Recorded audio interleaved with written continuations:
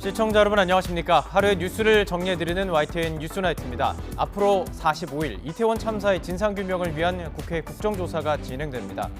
여야의 합의에 따라 첫 발을 떼긴 했지만 잡음도 많았습니다. 또 앞으로 증인 채택 과정도 쉽지 않을 것으로 보이는데요. 잠시 뒤 나이트 포커스에서 살펴보겠습니다. 목요일 뉴스나이트 오늘의 헤드라인부터 정리해드립니다.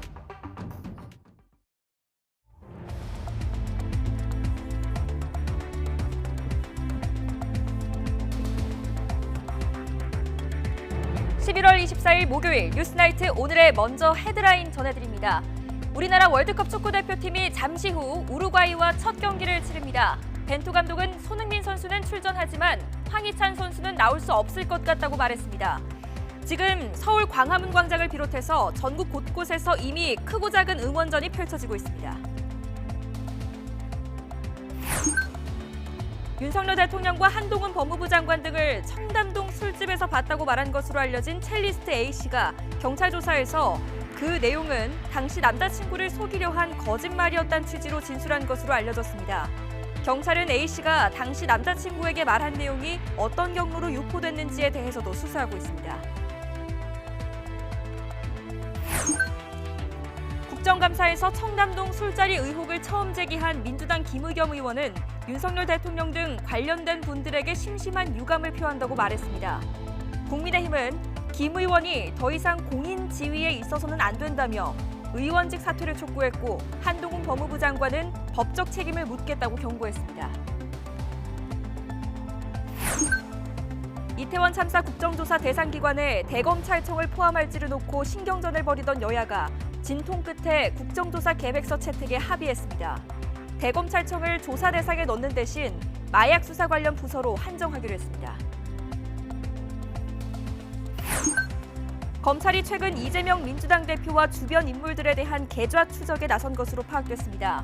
이미 구속된 정진상, 김용 등 측근들이 대장동 일당에게서 받은 돈을 이 대표 측에 전달했을 가능성을 염두에 둔 것으로 풀이됩니다. 민주노총 공공운수노조 화물연대가 안전운임제 일몰제 폐지와 적용 대상 확대를 요구하며 무기한 총파업에 들어갔습니다. 정부는 화물 운송 거부에 대해 법과 원칙에 따라 엄정하게 대응해 나갈 것이라며 무관용 원칙을 재확인했습니다. 한국은행이 여전히 높은 물가를 잡기 위해 사상 처음으로 6번 연속 금리를 인상해 기준금리를 3.25%로 결정했습니다. 내년 국내 총생산 성장률은 지난 8월 전망치에서 크게 낮춘 1.7%로 전망했습니다. 축구대표팀 벤투의 주장 손흥민이 안면 부상을 딛고 카타르 월드컵 조별리그 첫 경기에 선발 출전합니다. 잠시 뒤 우루과이전에서 부상 악몽을 털어낸 손흥민과 함께 우리 대표팀은 12년 만에 월드컵 원정 16강 진출을 위한 첫 발을 뗍니다. 자, 스포츠부 연결해 보겠습니다. 조성호 기자. 네, 스포츠부입니다. 손흥민 선수가 출전하냐 이게 참 관심이 많았는데 첫 경기부터 지금 나서게 됐군요. 네, 손흥민 없는 월드컵 첫 경기 걱정들 하셨을 것 같은데요. 일단 한시름 놓으셔도 됩니다. 손흥민 선수 잠시 뒤 우루과이와 카타르 월드컵 조별리그 H조 1차전을 앞두고 발표된 선발 명단에 당당하게 이름을 올렸습니다. 지난 2일이죠. 챔피언스 리그 경기에서 공중볼을 다투다가 상대 선수와 강하게 부딪히면서 왼쪽 눈 주위 뼈가 부러지는 큰 부상을 당했습니다. 수술까지 받아서 회복과 월드컵 출전 여부가 주목받았는데 영국에서 직접 공수해온 보호 마스크를 쓰고 그라운드 누비는 모습 보실 수 있게 됐습니다. 파울루 벤투 감독은 오늘 경기 4-2-3-1 전술을 꺼낼 걸로 보입니다. 황의조가 최전방 스트라이커로 부상으로 출전하지 못하는 황희찬 대신 나상호가 손흥민과 함께 측면 공격수로 나서고 이재성이 황의조 뒤를 바칩니다. 황인범과 정우영이 미드필더로 공수를 조율하고 수비진 중앙에 김민재와 김영권, 좌우 풀백으로 김진수와 김문환이, 골키퍼는 김승규가 선발로 나섭니다. 자, 무엇보다 손흥민 선수의 상태가 좀 걱정도 되는데 빠른 회복력 놀랍네요.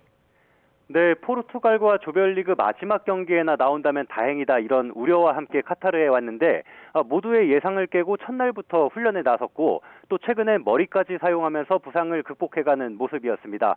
어찌 보면 기적 같은 회복력이다 이렇게 말할 수도 있을 것 같은데요. 예전에도 이런 적이 있습니다. 프리미어리그 득점왕 경쟁을 하던 2년 전에 햄스트링을 다쳐서 장기 결장이 예상됐던 적이 있는데 당시 일주일 만에 맨유를 상대로 선발로 나와 멀티골로 건강을 과시했습니다. 태극마크에 대한 남다른 애정과 월드컵을 향한 캡틴 손흥민의 열정이 빠른 회복의 비결로 보입니다. 부상 악몽을 떨쳐내고 건강하게 그라운드에 나서는 손흥민의 활약과 함께 12년 만에 원정 16강 진출을 노리는 벤투호의 첫 승리를 함께 응원하면 좋겠습니다. 지금까지 스포츠부에서 YTN 조성호입니다. 2022 카타르 월드컵 우리나라 대표팀의 첫 경기 약 15분 뒤면 시작됩니다. 서울 광화문광장을 비롯한 전국 곳곳에서 시민 4만여 명이 모여서 응원을 펼칠 것으로 예상되고 있습니다.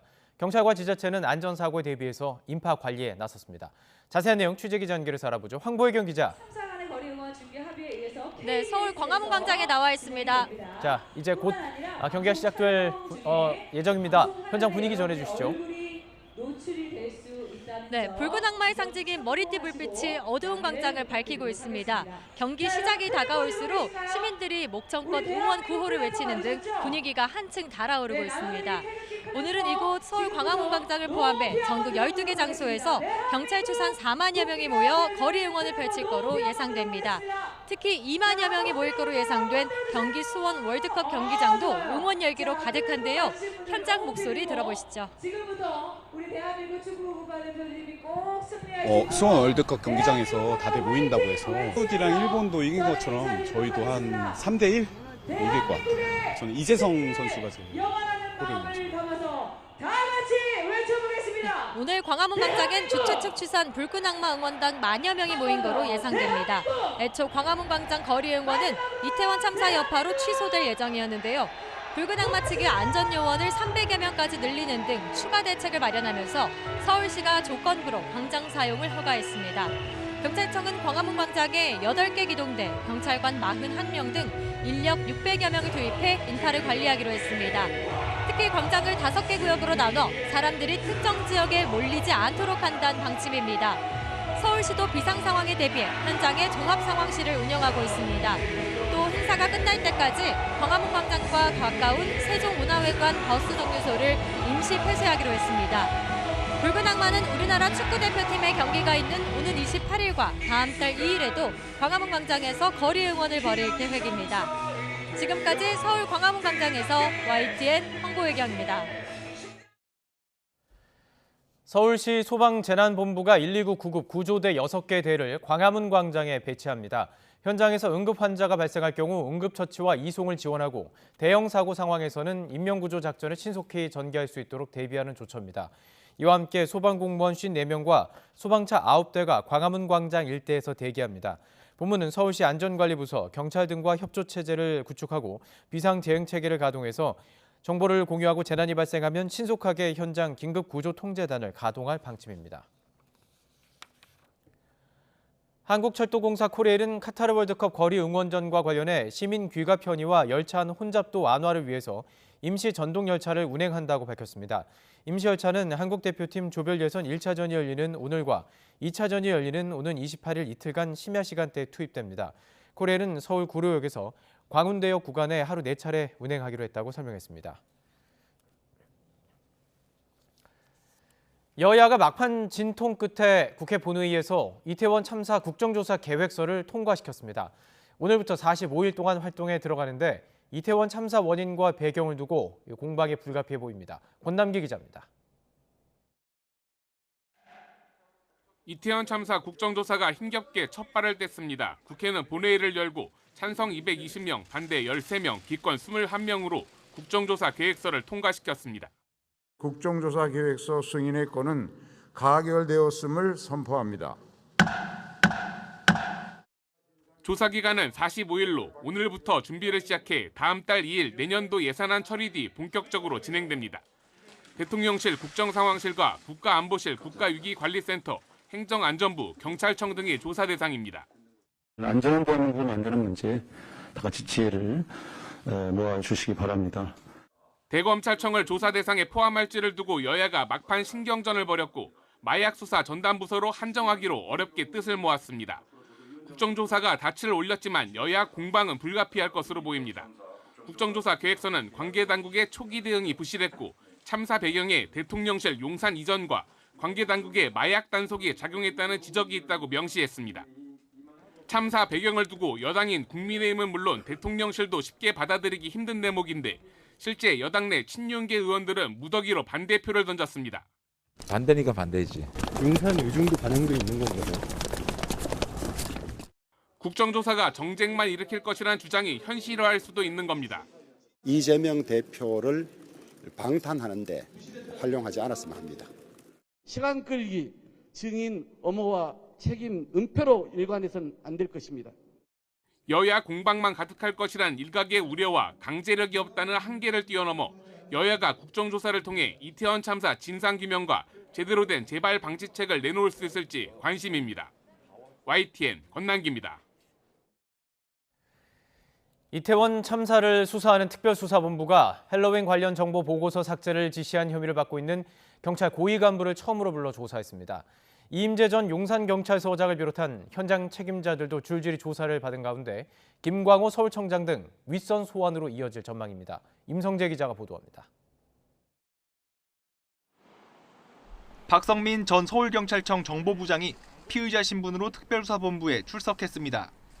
일선 경찰서장보다 계급이 한 단계 높은 경무관으로 특수본 출범 이후 입건된 경찰 간부 가운데 가장 고위급입니다. 정보보고서 처음으로 인지한 시점은 좀 언제신가요? 조사에 성실하게 임하겠습니다. 박 전 부장은 헬로윈을 앞두고 인파 문제를 우려한 용산경찰서의 정보보고서를 참사 이후 감찰과 압수수색에 대비해 삭제하도록 지시한 혐의를 받고 있습니다. 특수본은 삭제를 지시한 경위와 조직적인 은폐 가능성까지 들여다보고 있습니다. 김광호 서울경찰청장도 조만간 불러 조직적인 은폐 과정에 관여했는지 집중적으로 조사할 방침입니다.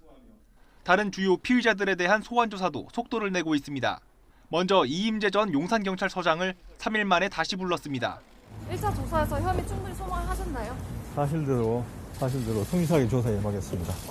특히 진실 공방이 벌어진 경비기동대 요청 관련 사실관계를 거듭 따져 물은 것으로 전해졌습니다.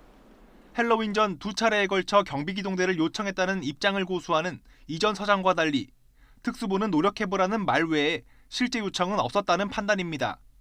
기동대 배치 요청과 이 전 서장의 현장 도착 시각 조작 의혹에 연루된 용산서 112 상황실장도 같은 날 나와 조사를 받았습니다. 특수본은 또 이른바 골든타임으로 판단한 45분 동안 현장 대응이 부실했다는 혐의를 받는 용산소방서 현장지휘팀장도 불러 조사했습니다. 행정안전부와 용산구청, 서울교통공사 직원 등 참사 당일 각 기관의 총체적 부실 대응을 규명할 참고인 조사도 이어졌습니다. 아직도 이른바 윗선에 대한 특수본 수사는 더딘 상황입니다. 가급적 많은 현장 책임자들에 대한 조사가 이루어져야 윗선 수사가 가능하다는 입장이지만 그 사이 현장에선 불만이 켜켜이 쌓이고 있습니다. YTN 임성재입니다. 윤석열 대통령이 내일 국민의힘 정진석 비대위원장 등 여당 지도부와 만찬을 합니다. 기본적으로 국민의힘 비대위를 격려하는 자리가 될 것으로 보이는데 국정 현안과 순방 외교 성과 등에 대한 이야기도 오갈 것으로 전망됩니다. 김경수 기자가 보도합니다. 윤석열 대통령이 내일 집권 여당 지도부와 저녁 식사를 함께합니다. 정진석 국민의힘 비상대책위원장과 주호영 원내대표, 김석기 사무총장, 비대위원들이 참석하고 김대기 대통령 비서실장과 이진복 정무수석 등 대통령실 참모들도 배석합니다. 앞서 윤 대통령은 취임 초인 지난 6월 당시 이준석 대표와 권성동 원내대표 등 여당 지도부를 용산 집무실로 초청해 오찬 회동을 한 적이 있습니다. 아이고 이거 저 오랜만에 친정 식구들 만나는 거 같네. 당시엔 민감한 정치 현안 이야기는 오가지 않은 것으로 알려졌는데 친윤계 맏형 정진석 비대위원장이 참석하는 이번 만남은 어떨지 관심이 쏠립니다. 지도부가 구성된 이후 처음으로 대통령님과 만찬 자리를 갖게 됐는데요. 비대위원님들 하고 싶은 말씀 자유롭게 하시게 되겠죠. 윤 대통령은 우선 당 혼란을 수습한 비대위를 격려하고 최근 순방 외교 성과도 공유할 것으로 전망됩니다. 우여곡절 끝에 시작된 이태원 참사 국정조사와 내년도 정부 예산안 처리, 30%대에 머물러 있는 지지율 등 전국 현안들도 테이블에 오를 수 있습니다. 이태원 참사 책임론이 끊이지 않는 이상민 행정안전부 장관과 윤익은 경찰청장의 거취가 논의될지도 관심입니다. 윤 대통령이 여당 지도부와 접촉면을 넓혀가고 있지만 아직 한 차례도 없었던 야당 지도부와의 만남은 당분간 어려워 보입니다. 윤 대통령은 지난 9월 유엔 총회 참석 직후에 여야 지도부 회동을 고려하겠다는 입장이었지만 비속어 논란 여파로 정국이 얼어붙은 데다 최근 검찰 수사가 민주당 이재명 대표를 향하고 있어 쉽지 않을 거란 전망이 지배적입니다. YTN 김경수입니다. 검찰이 최근 더불어민주당 이재명 대표와 그 주변인들에 대한 계좌 추적에 나선 것으로 파악됐습니다. 자금 흐름에 수상한 점이 없는지 살펴보는 차원으로 풀이됩니다. 구속적부심 기각으로 정진상 정무조정실장을 구속 상태로 계속 조사할 수 있게 된 검찰은 본격적으로 이 대표와의 연관성을 들여다볼 것으로 보입니다. 김다연 기자가 보도합니다. 검찰이 최근 이재명 더불어민주당 대표와 가족 등에 대한 계좌 추적에 착수한 거로 알려졌습니다. 정진상 정무조정실장이나 김용전 민주연구원 부원장이 대장동 일당으로부터 받은 돈이 이 대표 측에 흘러갔을 가능성을 염두에 둔 거로 보입니다. 이와 관련해 검찰은 이 대표의 아내 김혜경 씨의 법인카드 유용 의혹을 폭로했던 제보자 A씨를 참고인 신분으로 불러 조사했습니다. A씨는 검찰 조사에서 지난해 6월 이 대표 측근인 배모 씨가 이 대표 자택에서 현금이 든 종이 가방을 들고 나오는 걸 봤다고 진술한 거로 알려졌습니다. 액수는 1에서 2억 원쯤 된다고 들었고 돈은 이 대표 명의의 통장에 입금됐다는 게 A씨 증언입니다. 이 대표 측은 본인 명의의 통장에서 찾은 예금과 모친상 조의금 등이었을 뿐이라며 악의적 주장이라고 강하게 반박하고 있지만 검찰은 돈이 입금된 시점에 주목하고 있습니다. 김 전 부원장은 유동규 전 성남도시개발공사 기획본부장과 공모해 남욱 변호사로부터 불법 정치자금 8억여 원을 받은 혐의를 받는데 수수 시기는 지난해 4월부터 8월까지로 입금 시점과 겹칩니다. 이 대표에 대한 강제 수사가 멀지 않았다는 관측까지 나오는 가운데 정 실장의 구속 적부심 청구가 기각되면서 검찰은 이 대표를 직접 겨냥할 명분을 유지하게 됐습니다.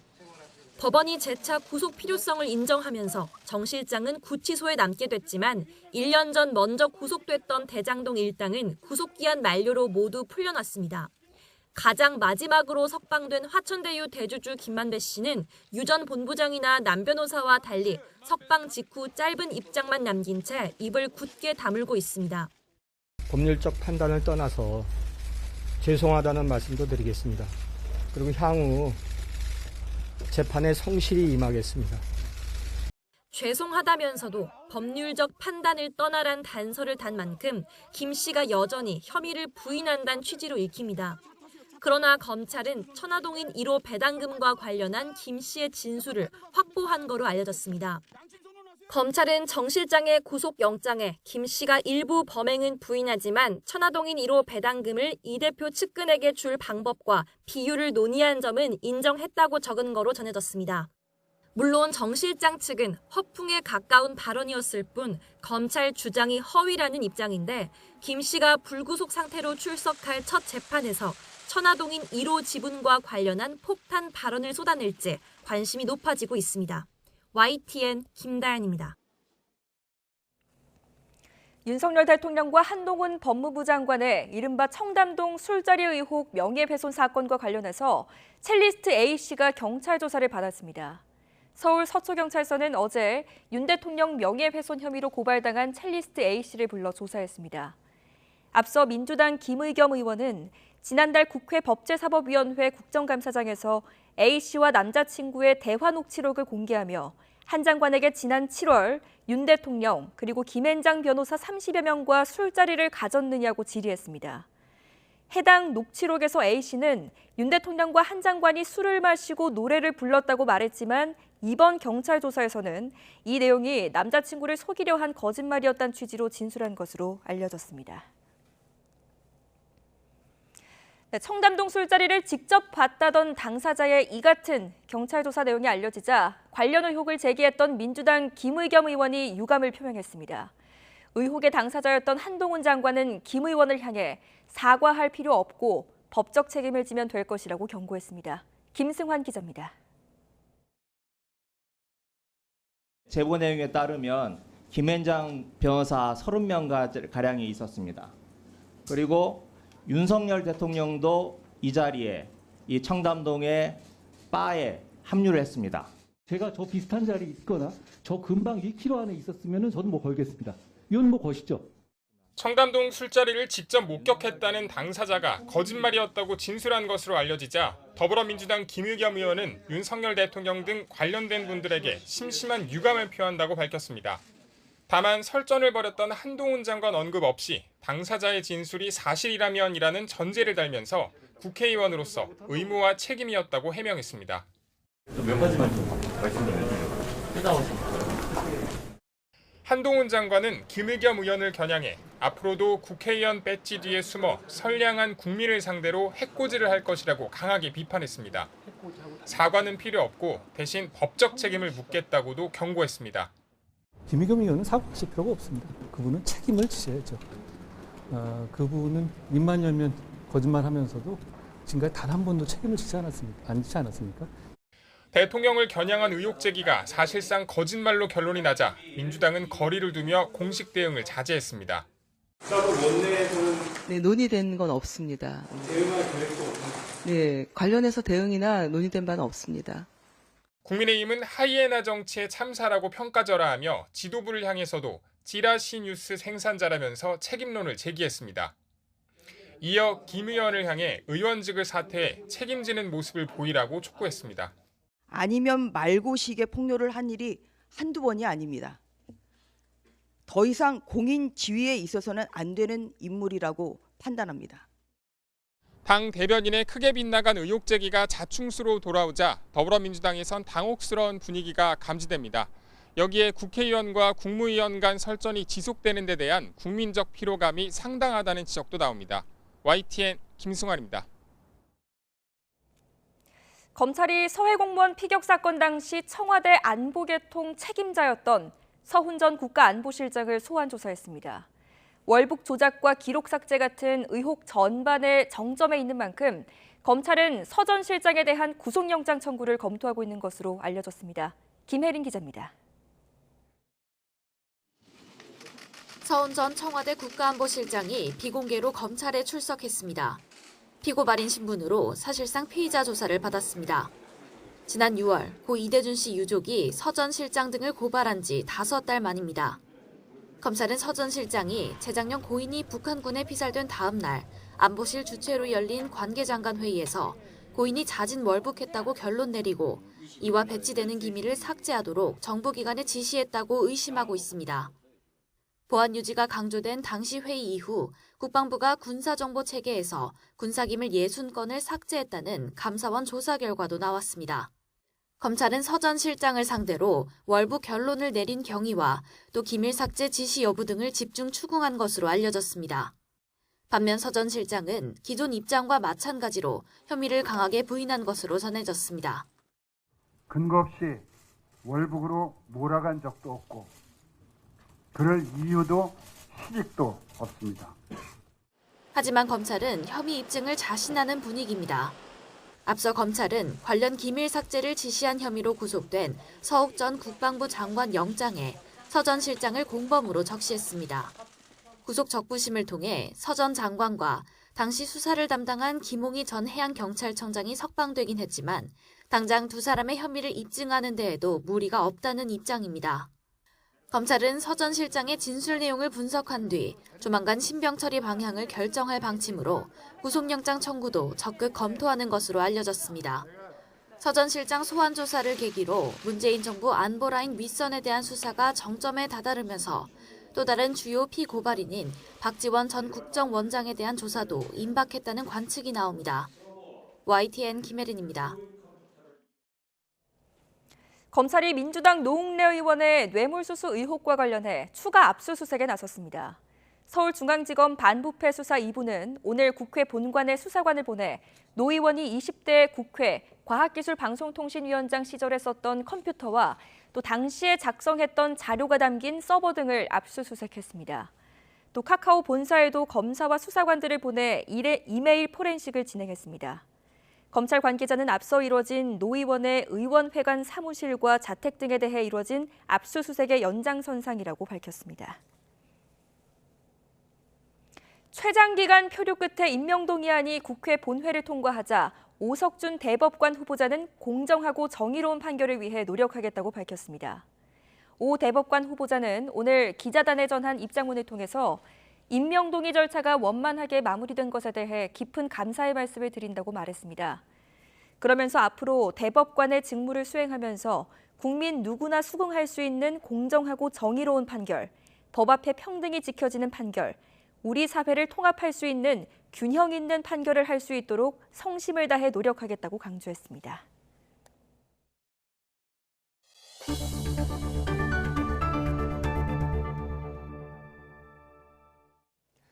우리나라 산업계의 동맥과 같은 화물운송 노동자들이 오늘 전국에서 출정식을 열고 총파업에 돌입했습니다.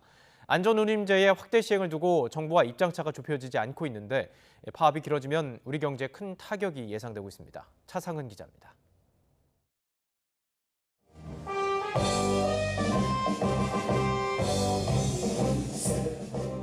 화물연대 노조원들이 수도권 물류 거점인 내륙 컨테이너 기지에 모였습니다. 머리에 띠를 두르고 구호를 외치며 총파업의 시작을 알렸습니다. 물류를 멈춰! 세상을 바꾸자! 세상을 바꾸자! 화물연대 파업은 지난 6월 이후 5달 만에 재개됐습니다. 화물차 기사에게 적정 임금을 보장하는 안전운임제의 일몰 시한이 눈앞에 다가왔지만 정부가 폐지 대신 3년 연장을 추진하자 집단 행동에 나선 겁니다. 적용하는 품목에도 변화가 없어 파업 카드를 다시 꺼냈습니다. 정부와 정치권의 약속은 안전운임제 지속과 품목의 확대라는 크게 두 문장밖에 없습니다. 여기에 대해서 마치 언제 그랬는 것처럼 없던 일처럼 만드는 정부와 정치권에 대한 회의와 불신이 굉장히 큽니다. 컨테이너 운반 차량이 오가는 부산항 일대에는 경찰관들이 대거 배치됐습니다.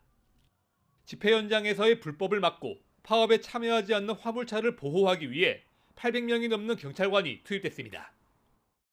화물연대의 총파업 출정식은 전국의 물류 거점에서 동시에 열렸습니다. 화물연대는 안전운임제 일몰제 폐지와 함께 적용 품목을 확대하지 않으면 파업을 멈추지 않겠다고 밝혔습니다. 컨테이너 BCP 26,900대밖에 안 됩니다.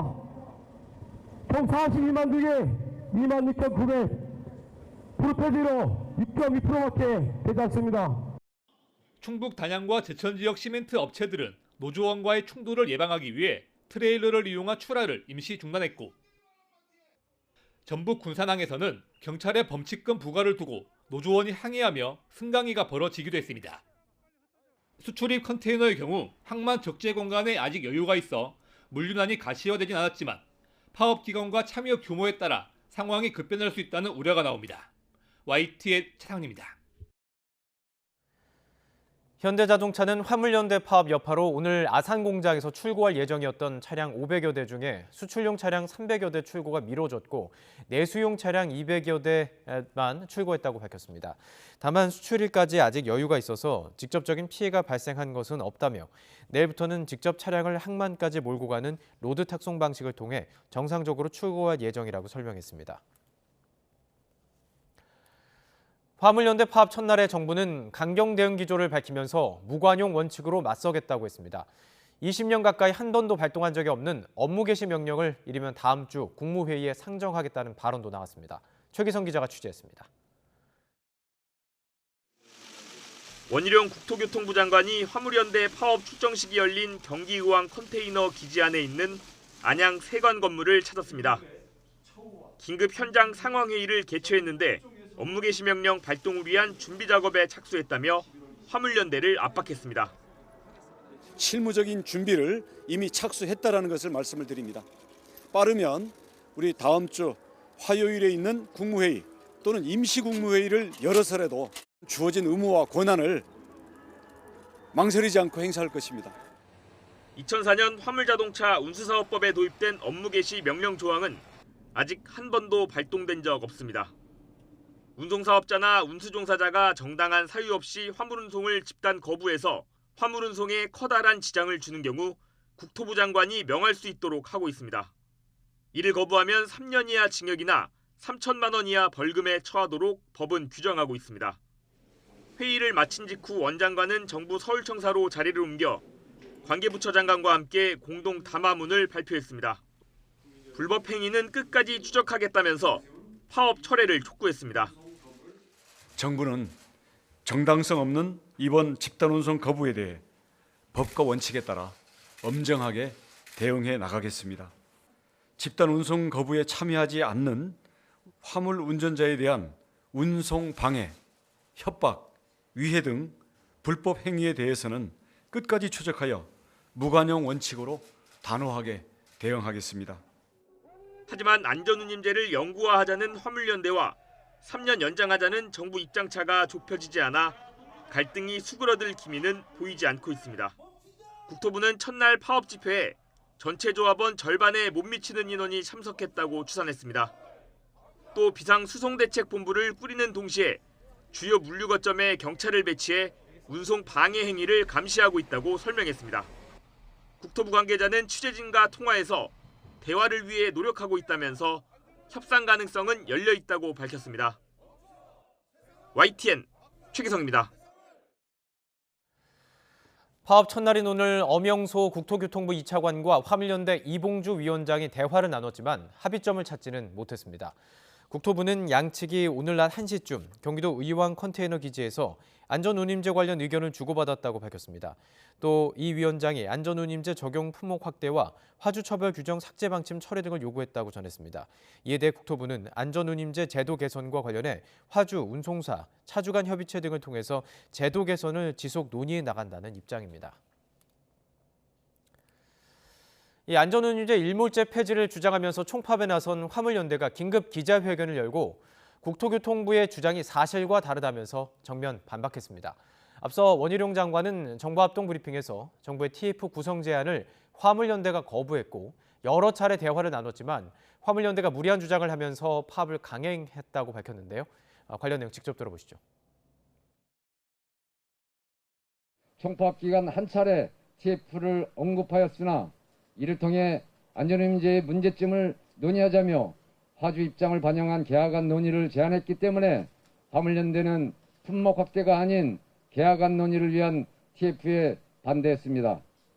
지난 11월 15일 국토부의 일방적 주장으로 교섭이 파행된 이후 국토부에서는 어떠한 공식적인 대화 요청도 없었습니다.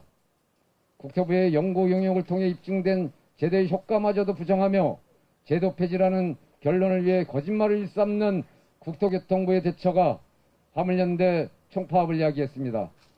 이번 총파업을 만든 건 다른 누구도 아닌 국토교통부입니다. 전국철도노동조합이 오늘부터 준법 투쟁에 돌입한 것과 관련해서 코레일은 태업으로 인해 일부 열차 운행 중지와 지연이 예상된다고 밝혔습니다.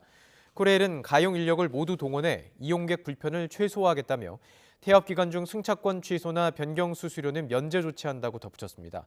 인력 감축 철회 등을 촉구하고 있는 철도노조는 정부와 사측의 태도가 바뀌지 않으면 다음 달 2일 총파업에 돌입할 방침입니다.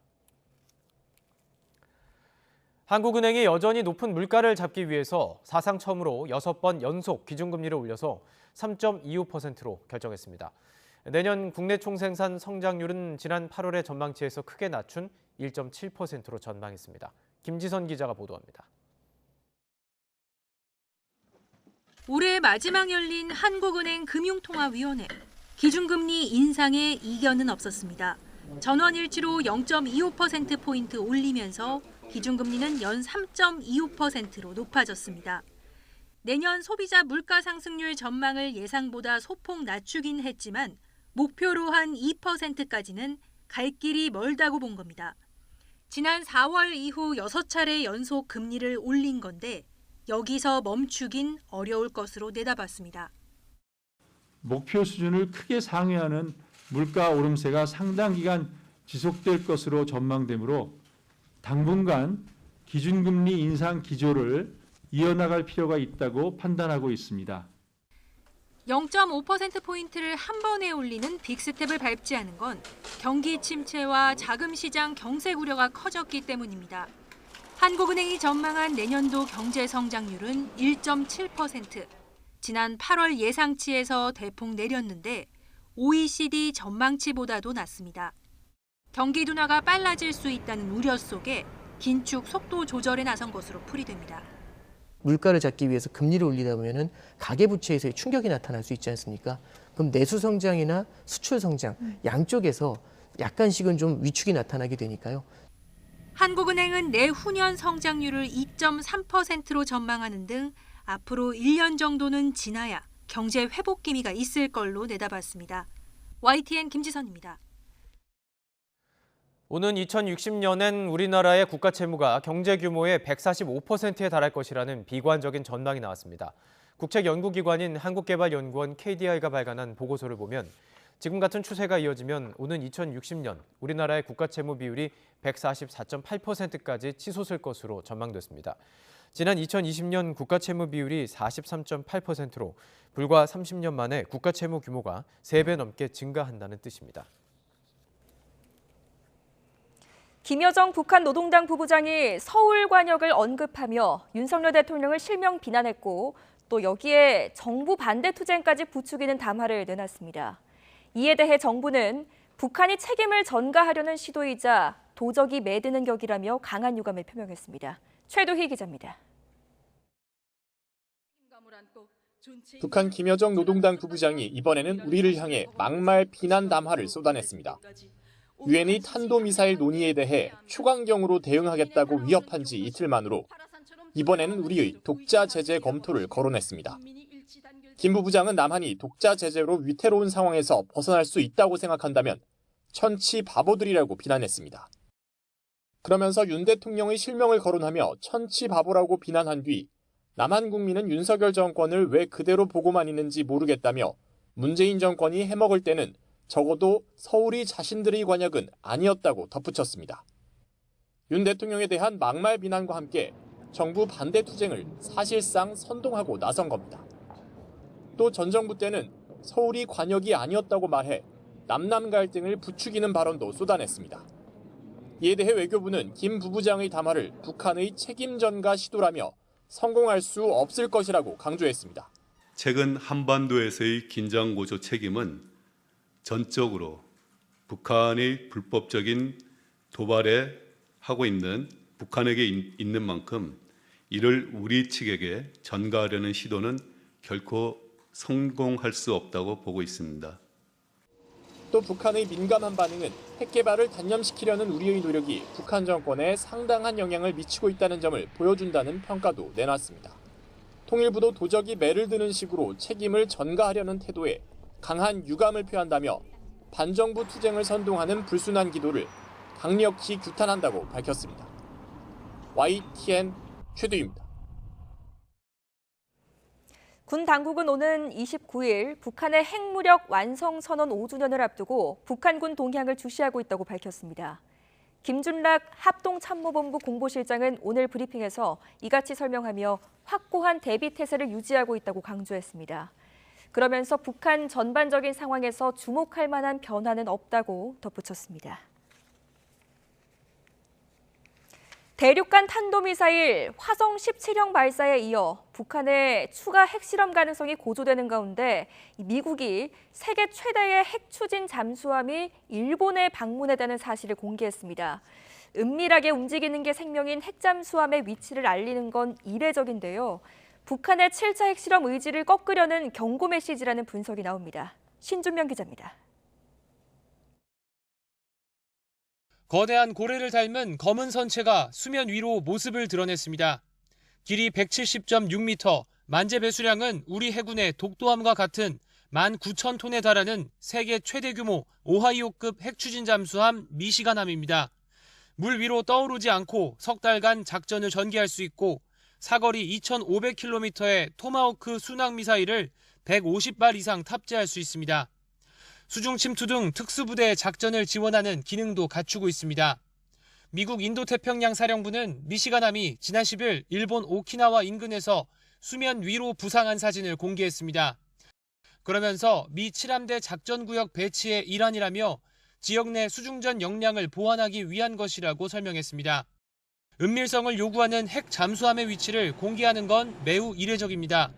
미국이 대륙간 탄도미사일 발사 등 도발을 멈추지 않는 북한에게 강력한 경고 메시지를 보내는 동시에 북한의 핵무력 완성선언 5주년인 오는 29일을 앞두고 7차 핵실험 의지를 꺾으려는 의도라는 분석입니다.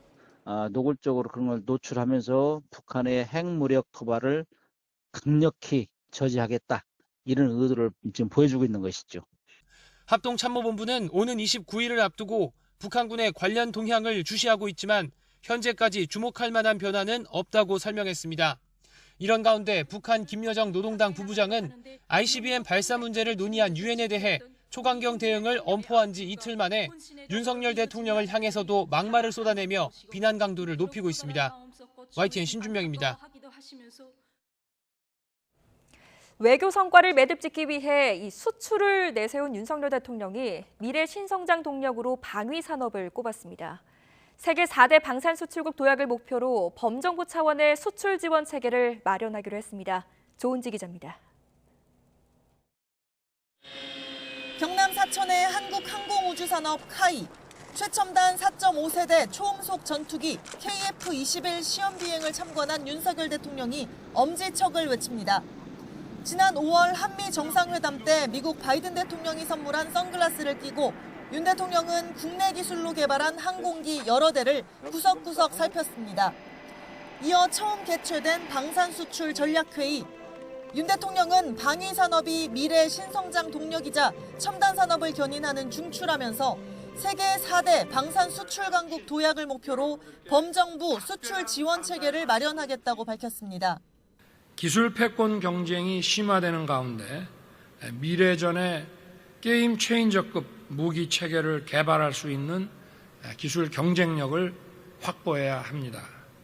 방산 수출이 원전, 건설 인프라 분야 등 산업 협력으로 확대되도록 경제는 물론 안보까지 두 마리 토끼를 방산으로 잡겠다는 뜻도 분명히 했습니다. 윤 대통령은 막대한 연구개발비가 들어가는 방산 특성상 수출이 없으면 고도화된 무기 체계를 유지할 수 없다. 동시에 우방국과 국방협력도 강화시킨다면서 방산 수출은 국가 안보의 필수라고 강조했습니다. 윤 대통령은 올해 170억 달러, 22조 5천억 원 규모의 역대 최고 수주액을 달성한 우리 무기 체계도 두루 살폈습니다. 호주 수출이 임박한 한화 에어로스페이스의 장갑차 레드백도 직접 확인했습니다. 파이브 아이스, 영국, 캐나다, 미국, 뉴질랜드까지 같이 어떻게 보면은 비슷한 시장이기 때문에 그리고 호주에 상당히 도움을 많이 드리고 있고 호주도 우리하고 관계는 좋아요. 지난 6월 나토 정상회의 기간 직접 세일즈 외교에 나섰고 결국 폴란드에 수출하는 K2 전차도 둘러봤습니다. 윤 대통령의 강력한 방산 수출 드라이브에 정부는 오는 2027년까지 세계 시장 점유율 5%를 목표로 민군 기술 협력에 1조 원 이상을 투입하기로 했습니다. YTN 조은지입니다. 외교부가 오늘 중국 상무부와 제26차 한중 경쟁공동위원회를 개최하고 양국 문화 콘텐츠 교류 활성화 문제 등을 협의했습니다. 우리 측 수석대표로 참석한 윤성덕 외교부 경제외교조정관은 중국 측 리페이 상무부 부장조리에게 문화 콘텐츠 분야에서 양국 간의 교류가 더 활발하게 이루어질 수 있도록 관심과 협조를 당부했습니다. 양측은 또 공급망 관련 소통과 협력을 강화해 나가기로 하고 한중 FTA 서비스 투자 후속 협상 가속화 필요성을 다시 한번 확인했습니다. 코로나19 겨울철 재유행이 계속되면서 목요일 기준 10주 만에 가장 많은 환자가 발생했습니다. 오늘부터는 마지막 백신 접종 또는 확진된 지 석 달이 지나면 개량 백신을 접종할 수 있습니다. 신윤정 기자입니다. 코로나19 신규 확진자는 5만 9,089명으로 목요일 기준 10주 만에 가장 많았습니다. 일주일 전이나 2주일 전과 비교하면 3천여 명 많아 완만한 증가세가 이어졌습니다. 위중증 환자는 엿새째 400명대를 이어갔고 사망자는 전날보다 6명 많은 59명이었습니다. 겨울철 재유행 정점 시기가 기존 전망치 12월 말부터 1월 사이보다 앞당겨질 가능성에 대비해 개량 백신 접종 간격은 석 달로 단축됐습니다. 8월 26일 이전에 확진되거나 백신을 맞은 사람은 이가 백신을 추가로 맞을 수 있습니다. 2번 이상 접종을 완료하신 분을 대상으로 하기 때문에 기존의 접종 횟수와 무관하게 최종 접종 후 3개월 이상의 시간이 경과했다면 접종 대상자 대비 계량 백신 접종률은 6.1%, 60세 이상은 17%, 요양병원은 18% 수준. 방역당국은 자발적인 접종 참여를 끌어내려면 효과에 대한 이해와 인정이 먼저라고 보고 계량 백신 효과 알리기에 힘쓰고 있습니다. 지금 유행하고 있는 BA.4,5에 대해서도 효과가 충분하고 지금 유럽이나 미국에서 유행하고 있는 BQ.1이라든지 XBB 타입에 대해서도 충분한 면역을 갖게 될 거로 예상하고 있습니다. 이런 가운데 지금까지 집계된 계량 백신 이상 반응 신고율도 기존 단가 백신의 10분의 1 수준인 것으로 나타났습니다. 계량 백신 접종이 시작된 지 얼마 안 됐고 접종자가 많지 않은 점은 고려해야 하는데 안전성에 대한 우려도 낮아질 수 있을지 주목됩니다. YTN 신윤정입니다. 중국의 하루 코로나 확진자 수가 3만 명에 육박하며 지난 4월 상하이 봉쇄 때보다 심각한 상황입니다. 주요 대도시들이 준봉쇄 상태에 들어간 가운데 과도한 방역 조치에 대한 반발도 잇따르고 있습니다. 베이징 강정규 특파원입니다. 성난 군중들이 철제 난간을 집어던지고 공안 차량을 뒤집어 버립니다. 지난달 노동자들의 대탈출이 이어졌던 중국 아이폰 공장에서 벌어진 일입니다. 이번엔 약속했던 임금을 제때 주지 않고 확진자와 뒤섞어 기숙사를 배정한 게 화근이었습니다. 결국 공장은 사과문을 올리고 떠나는 직원들에게 $1,400씩 위로금을 주기로 했습니다. 앞서 남부 경제특구 광저우에서도 봉쇄 연장에 반발하는 폭동이 벌어졌습니다. 지역 간 이동을 막는 방역 조치에 농민공들은 격리에서 풀려나도 고향에 돌아가지 못하는 노숙자 신세로 전락했습니다. 중국의 하루 감염자 수는 약 3만 명. 지난 4월 상하이 봉쇄 때를 넘어 최악으로 치닫고 있습니다. 당시엔 확진자 대부분이 상하이에 몰렸지만 이번엔 광저우와 충칭, 스촨 등 전국 각지에 빨간불이 켜졌습니다. 有的省份面临的是3年来最严峻、最复杂的局面。 수도 베이징까지 준봉쇄에 들어간 상태. 인적 드문 거리는 을씨년스럽기만 합니다. 앞으로는 베이징 전역에서 대중교통을 이용하거나 공공장소에 출입할 때 48시간 이내 코로나19 음성 증명이 필요합니다. 중국 GDP의 19.1%를 차지하는 지역이 봉쇄에 들어갔고 4억 명 넘는 인구가 격리당했다는 분석 자료도 나왔습니다. 국제통화기금 IMF는 내년 중국의 경제 성장률을 4.4%로 전망하면서도 지금의 제로 코로나 정책을 폐지할 경우라는 조건을 달았습니다. 베이징에서 YTN 강정규입니다.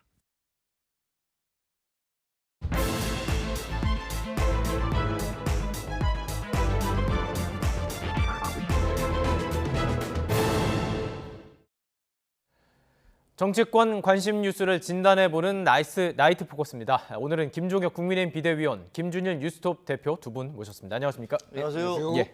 자, 오늘 이야기할 부분들이 참 많습니다. 먼저 국회 국정조사 얘기를 좀 해보도록 하겠습니다. 통과가 됐어요. 사실 윤석열 정부 들어서 뭐 정치 쟁점에 대해서 이렇게 합의되는 경우가 많지는 않았는데 뭐 그 과정 당에서도 좀 지켜보셨을 것 같습니다. 어떻게 보셨습니까? 사실 저희는 기본 원칙은 특수본 수사가 다 끝난 다음에 그 문제가 있으면 극적으로 시작해야 된다 이런 입장이었고, 또 하나는 지금 만약에 그걸 받아들인다 하더라도 예산 결산 그 과정이 진행되고 있기 때문에 네. 이것이 정쟁화되면 예산 결산과 맞물리면서 더욱더 전국을 그 혼란스럽게 하는 게 아니냐 이런 입장이었어요. 그런데 결국은 이제 타협안을 내게 된 건데 이걸 놓고서도 사실은 당내에서는 반발도 많아요.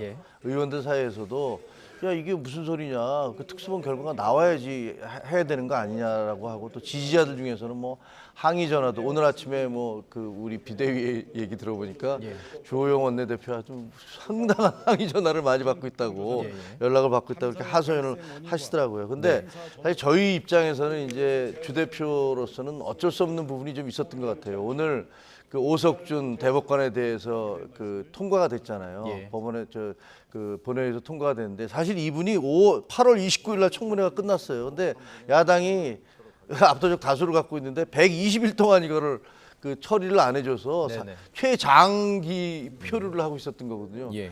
그다음에 예산 문제도 또 예결산 문제도 있고 예. 이런 부분이니까 아마 이제 원내대표단 입장에서는 정말 고육주책으로 어쩔 수 없이 그것을 합의해 준 부분이 있지 않나 싶은데요. 예. 그 결과를 보면 이제 오석준 그 대법관에 대한 통과가 찬성 220, 반대 51, 기권 5표더라고요. 그러니까 이제 우리 당 쪽에서는 어쨌든 당내 의원들이 반대 의견이 많지만 이거 합의해 주는 거에 대해서 이 오석준 대법관 통과시켜야 된다. 더 이상 끌 수 없다. 이런 입장들 같은 게 있었던 것 같습니다. 그렇기 때문에 여러 가지 잡음이 들려왔고 그중에서도 이제 일단 어디까지 국정조사를 하느냐. 일단 대검을 포함을 하되 대검이 사실 핵심이었습니다. 대검을 포함하되 결국에는 마약 수사 관련 부서만 한정하기로 했어요. 민주당 자체에서도 지금 이건 불만인 것 같아요. 그러니까 뭐 김종혁 위원님께서 설명을 해주셨는데 저도 굉장히 높게 평가했어요. 그러니까 얼마 만에 이게 보는 합의입니까? 그러니까 서로 양보를 한 게 있었거든요. 예를 들면 민주당에서는 60일인 거를 45일로 줄이고 그리고 대통령실 전반이 아니라 정확하게 국정보 상황실 그리고 위기관리센터 이렇게 원하고 경호처는 또 빠진 것들 뭐 그리고 국민의힘에서도 원하던 거를 얻어갔잖아요. 그러면은 서로 이제 존중을 해줘야 되는데 또 마음에 안 든다. 뒤집기. 이게 예전에도 소위 말해서 검수완박 그거에 이제 권성동 원내대표가 합의를 했는데 그걸 또 마음에 안 든다고 뒤집기 하는 거. 그러니까 신뢰라는 게 참 생길까 그런 생각이 들어요. 많은 분들이 뭐 이거는 그런 뭐 잘하고 못하고로 떠나가지고 이런 식으로 협상을 계속 뒤집고 뭔가를 하려고 하면은 그거에 대해서 누가 이제 서로 신뢰를 하겠습니까? 그런 부분들이 좀 많이 아쉽다라는 거고. 대검이 왜 들어갔느냐 가지고 오늘 굉장히 좀 신경전이 있었는데 그러니까 그 장면들을 보면서 저는 이 생각이 딱 들더라고요. 아, 건드리면 안 되는 거를 민주당이 건드렸나 보다. 역시 대통령실하고 검찰은 건드리면 안 돼. 그 다른 거는 아무 말이 없어요. 근데 대통령실에 대해서는 정확하게 이제 뭐 좁혀야 된다 이런 얘기를 하고 다른 여러 부처 아무도 얘기 안 합니다. 그냥 검찰 하니까 그냥 벌벌 떨어요. 뭐 비대위원장부터 해가서 뭐 원내대표 뭐 법사위원장 해가지고 자, 뭐 마약 수사가 본질은 아니었어요. 하지만은 마약 수사에 굉장히 많은 인원이 투입이 됐고 이 마약과의 전쟁에 선포가 되고 그래서 여러 가지 경비에 차질이 있었다라는 것도 사실입니다. 그러니까 그 부분에 있어서 검찰에서 어느 정도 그런 부분들이 어떻게 진행됐는지를 들어보는 거는 분명히 국정조사에서 필요한 건데 그거를 막 벌벌 떨고 막 고성 지르고 이런 것들이 참 안타깝다 이런 생각이 좀 많이 들었습니다. 시청자 여러분들께 말씀드리면 국정조사가 막 현장 검증도 이루어지고 막 청문회를 하잖아요. 그러면 이제 관련된 사람들이 나와야 하고 현장 검증하는 과정 속에서는 막 국회의원들이 가는 경우도 있고 지금 뭐 대통령실이 포함이 된다면 갈 수도 있는 것이고요. 용산까지요. 그리고 그런 모습들 때문에 아무래도 좀 막고 싶었던 것은 아닐까라는 생각이 추측이 되는데 자 그래서일까요? 이진복 정무수석의 발언이 좀 눈길을 끌어요. 자 대상이 아닌 교관들을 부른 부분이 목적에서 어긋났다 얘기하면서 대통령실과 관련해서는 경호실 하나 빠졌다 이렇게 얘기했어요. 대통령실에 좀 불편한 의중이 좀 드러난 거 아니냐. 제가 정치판에 들어와서 기자할 때하고 좀 다 알게 된 것은요. 저도 그랬어요. 정부 여당은 아주 다 한 목소리로 다 움직이는 걸로 그렇게 생각을 했어요. 와서 보니까 그렇지 않더라고요. 각자의 이해관계가 있어요. 대통령실은 대통령실 나름대로 당에서 좀 열심히 해줘야 되는 거 아니냐 이런 서운함이 있는 거고 당에서는 야 우리는 예산도 통과시켜야 되고 대법관도 통과시켜야 되고 이걸 어떡하란 말이냐라는 그런 부분이 있어요. 그러다 보니까 이제 합의가 나오고 나면 대통령실에서는 좀 서운한 부분을 나타낼 수 있다고 생각을 해요. 저는 그게 그냥 정상적인 거라고 생각을 해요. 왜 그 각자가 그렇게 한 몸처럼 다 돌아갈 수가 없거든요. 실제로는 그렇게 이루어지도 않고요. 그리고 아까 마약 수사 왜 대통령실이 뭐 벌벌 떨어 그건 전혀 사실이 아닌데 왜 그러냐면 지금 민주당 쪽에서 주장했던 게 질의에서도 그렇게 나왔잖아요. 검찰이 검찰 수사관이 마약 수사를 많이 하느라고 실질적으로 그 경찰을 배치 못했다 그랬더니 법무부 장관이 거기 우리 지금 마약 수사관 나가지도 않았습니다. 그건 경찰이 나갔습니다. 그랬더니 검찰이 마약과의 전쟁을 벌이고 있으니까 그 실적을 경쟁하기 위해서 거기 그 인원을 많이 포함하는 바람에 경비가 안 나갔다. 예. 이렇게 주장을 했거든요. 이게 예. 논리적으로 말이 전혀 안 맞는 얘기란 말이에요. 지금 우리가 이 사건은 수사 과정에서 드러나지만 얼마나 현직에 있는 경찰관들이 제대로 역할을 안 하고 보고 체계가 엉망이었고 예. 이런 것들이 퍼펙트 스톰이 되면서 사고가 터진 거잖아요. 예. 마약이라는 것은 제가 보기에는 그냥 한동훈 법무부 장관을 꼬투리 잡거나 욕보이기 위해서 걸어놓은 거라고 생각을 해요. 그러니까 의원들도 우리 당 의원들은 그걸 알기 때문에 야 도대체 그거 이 진상 규명하는 거하고 대검찰청 마약반하고 도대체 무슨 상관이란 말이냐 이래서 고소고 오고 가는 거고 주장도 오고 간 거라고 저는 알고 있습니다. 예, 예. 자, 그러니까 시각차가 분명히 존재하는 것입니다. 진상 규명을 하기 위해서 폭넓게 다 봐야 된다고 보는 민주당과 이게 정말 연관이 없고 특수본의 수사를 일단 기다려야 된다라는 그런 국민의힘의 차이기 때문에 자, 이 차이는 계속해서 나타날 가능성이 높아요. 특히 증인 채택 과정에서 저희가 국정조사하는 과정 청문회 봤지만 증인 채택하는 과정, 뭐 증거 내는 과정에서 그냥 고성 오가다가 막 정회되고 그런 거 참 많았거든요. 앞으로 증인 채택 과정도 쉽지 않을 것 같은데요. 쉽지 않겠죠. 특히 이제 대통령실하고 법무부, 검찰 누군가 부르는데 굉장히 힘들 겁니다. 지금 뭐 전체적인 정부의 기류, 정부 여당의 기류는 경찰은 맘대로 때려. 뭐 우리가 상관 안 할게. 근데 검찰은 건드리지 마. 법무부는 건드리지 마. 딱 이거예요. 대통령실은 건드리지 마. 그러니까 뭐 아까 말씀드렸듯이 만약에 야당이 정말로 무리한 주장을 국정조사에서 한다라고 한다면 국민들이 바보가 아니거든요. 그러니까 다 알고서 그러면 야당한테 부메랑으로 돌아올 겁니다. 근데 그거 자체를 이를테면 아예 뭐 막겠다라는 거는 그거가 뭔가 무서운 것이 있거나 여기는 심기를 건드려서는 안 되는 게 있는 게 아니냐 이제 이렇게 비춰질 수 있다라는 거죠. 그래서 충분히 여야 합의로 이거는 저는 있을 수 있다고 봅니다. 증인 채택도 뭐 여러 가지 이제 이견이 있을 수가 있는데 어쨌든 지금 합의된 부분들 예를 들면은 국정 상황실이면은 국정 상황실에 관련된 사람들, 위기관리센터면은 위기관리센터에 관련된 분들은 다 나와야죠. 그런 부분들을 이제 서로 좀 합의의 정신에 맞춰서 좀 잘 했으면 좋겠습니다. 이거를 정쟁으로 가지는 않았으면 좋겠다 이런 바람입니다. 이왕 되는 김에 좀 속 시원하게 진짜 의혹 남지 않게 좀 정말 청문회 과정 저희들이 이제 뭐 중계하고 할 텐데 좀 다 들어갔으면 좋겠어요. 저는 어떤 생각이 드냐면 그동안 이제 청문회 과정을 너무 많이 봤기 때문에 이 문제점과 한계를 알거든요.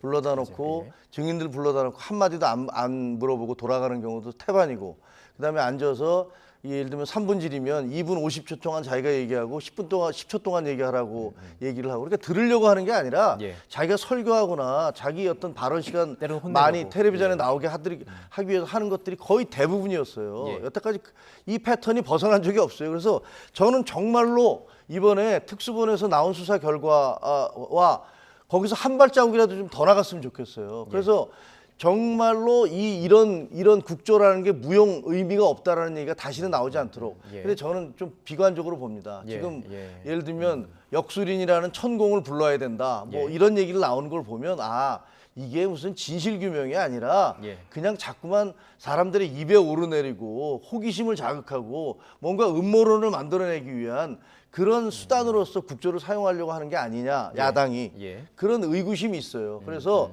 부디 이번에 끝나고 난 다음에 만약에 이번에도 이 국조를 했는데 그 특수본에서 낸 것과 전혀 진전된 게 없다 그러면 거센 여론의 역풍을 받을 것이고 마땅히 공격을 받아야 된다고 생각을 합니다. 본인 이제 시작이 됐으니까 이왕 진상규명 플러스 앞으로 이런 일이 재발하지 않도록 좀 사회적인 시스템을 만드는 그런 과정들이 좀 질문 과정에서 나왔으면 좋겠다는 생각 좀 해봤습니다. 뭐 더 하고 싶으면 짧게 말씀드리면은 국정조사라는 게 수사와 관련된 부분도 불가피하게 불러야 되지만은 수사는 하지 않고 법적이지는 않지만은 뭔가 시스템적인 미비한 점들을 또 짚는 게 국정조사거든요. 그러니까 그거를 시작도 안 했는데 너무 우리 김종경 위원님은 비관적으로 이렇게 말씀하시는데 좀 세상에 좀 긍정적으로 보셨으면 좋겠습니다. 좀 잘할 수 있게 좀 오히려 응원을 해줘야 되는 때가 아닌가 그렇게 보여집니다. 알겠습니다. 네, 응원하겠습니다.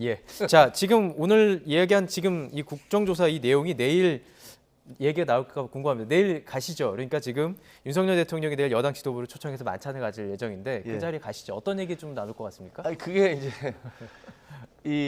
이게 원래 한 몇 주 전에 하기로 했던 게 그 연기된 거예요. 그래서 이제 이태원 참사가 있고 해서 이건 아니다 해서 연기됐던 게 이제 다시 되는 건데 정진석 비대위원장이 오늘 아침에 이제 저희들끼리 있을 때 비공개 회의에서 우리 가서 무슨 얘기하죠? 그러니까 예. 각자 하고 싶은 말씀하세요. 그래요? 예. 뭐 그러더라고요. 예. 근데 사실은 이 비대위 회의가 저희 아침에 이제 발표할 때도 마찬가지지만 비대위원들이 각자 무슨 발표를 하는지 조율이 전혀 없어요. 아침에 회의할 때 예, 그냥 본인들이 알아서 이것이 과연 우리가 지금 국민들에게 전달해야 될 메시지고 문제점이다라고 하면 자기들이 와서 발표하는 거지.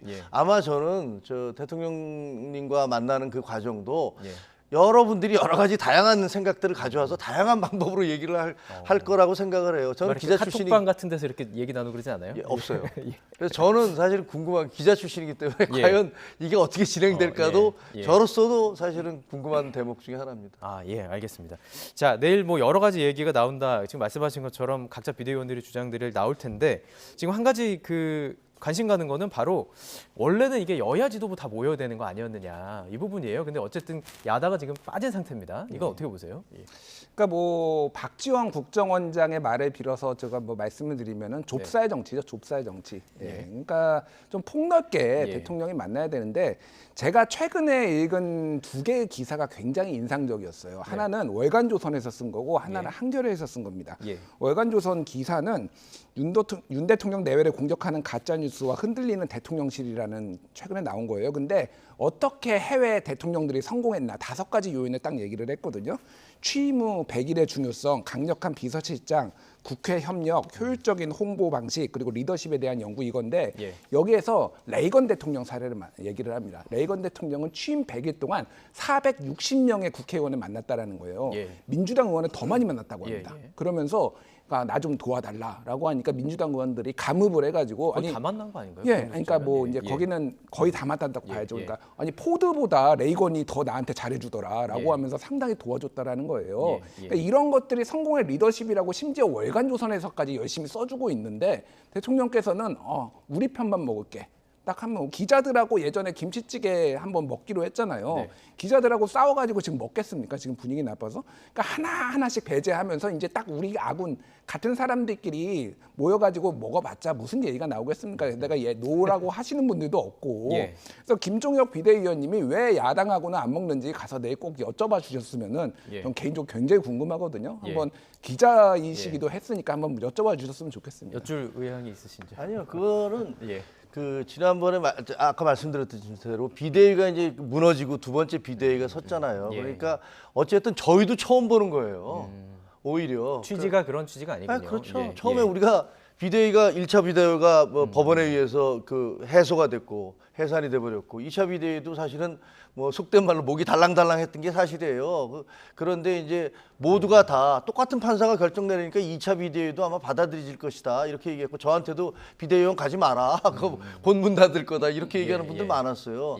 근데 어쨌든 이게 기각이 되면서 2차 비대위가 섰고 그다음에 여기서 이제 이태원 참사니 뭐니 이런 것들 때문에 전혀 원래대로 하자면 당연히 당 지도부가 만들어지면 당 대통령과 만나서 이제 서로 상견례를 해야 되는 거 아니에요. 그런데 그게 없었기 때문에 그게 연장됐던 것이 지금 가는 것이지 이게 무슨 아니 우리 팀도 한 번도 안 만나는데 어떻게 다른 팀하고 같이 다 만나겠습니까? 그러니까 이게 무슨 좁쌀 정치라는 건 제가 보기엔 너무 비관적으로 말씀하시는 거고 저희 진짜 상견례입니다. 상견례 자리다. 대통령과 얼굴 한번 보면서 그러면서 처음으로 대통령과 이렇게 개인적으로 얘기하는 대부분의 지금 처음 얘기하는 부분일 거예요. 더구나 이제 원외 비대위원들은 저를 포함해서 뭐 과거의 인연 그런 거 떠나서 이런 식의 자리에서 얘기하는 건 처음이기 때문에 그냥 대통령과 당 지도부의 상견례다. 거기다가 무슨 뭐 야당도 불러야 되지 않느냐. 이 얘기는 조금 아닌 것 같아요. 자, 그렇다면 이후에는 만날 기회가 있을까라는 질문을 한다면 쉽지는 않아 보입니다. 그 이유가 오늘 이야기가 좀 있었습니다. 이재명 대표가 앞서 윤 대통령에게 거듭 영수회담을 제안하기도 했지만 성사되지 않는지 왜 안고 있는지 유인태 전 사무총장은 이렇게 얘기했습니다. 들어보시죠. 후보 시절부터 지금 야당 대표를 중범죄자라고 하는 인식을 가지고 있고 제가 이렇게 들은 바에 의하면 그쪽에 대통령한테 줄 멘토가 될 만한 사람들이 그 야당 대표를 만나라 뭐 이런 조언들을 많이 했을 거 아니에요. 근데 윤석열 대통령이 이재명이 싫다는 거예요. 그냥 사람이 싫다. 싫으니까 뭐 그런 얘기를 제가 그 직접 그런 조언을 했던 분한테서 그래요? 그랬더니 싫다 뭐 그러니 뭐 더 얘기 못 하겠더라고. 완전 싫다는 거예요. 뭐 인간 자체가 싫은데 뭐 그런 얘기를 들었어요.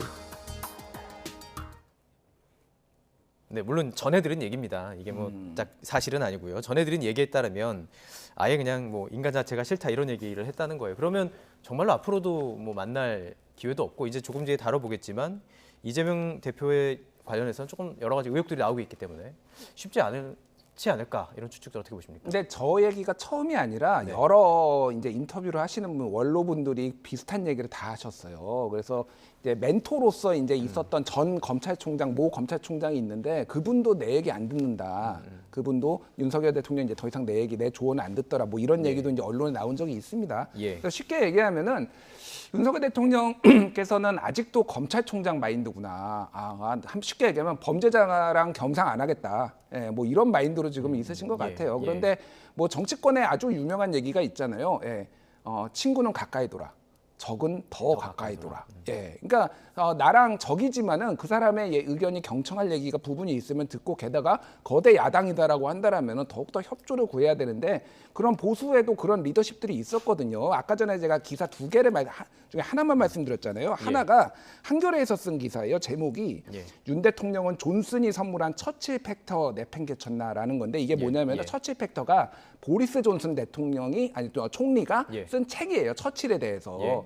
근데 그 처칠에 대한 얘기들이 막 나옵니다. 근데 처칠은 항상 자신에 대해서 반대하는 사람들에 대해서 항상 중용을 했고 왜냐하면 노라고 하는 걸 듣기 위해서 또 하나는 굉장히 그 반대 진영에 있었던 그 정책들도 필요한 부분은 다 수용을 했다라는 거예요. 왜냐하면 이런 얘기를 했다라고 합니다.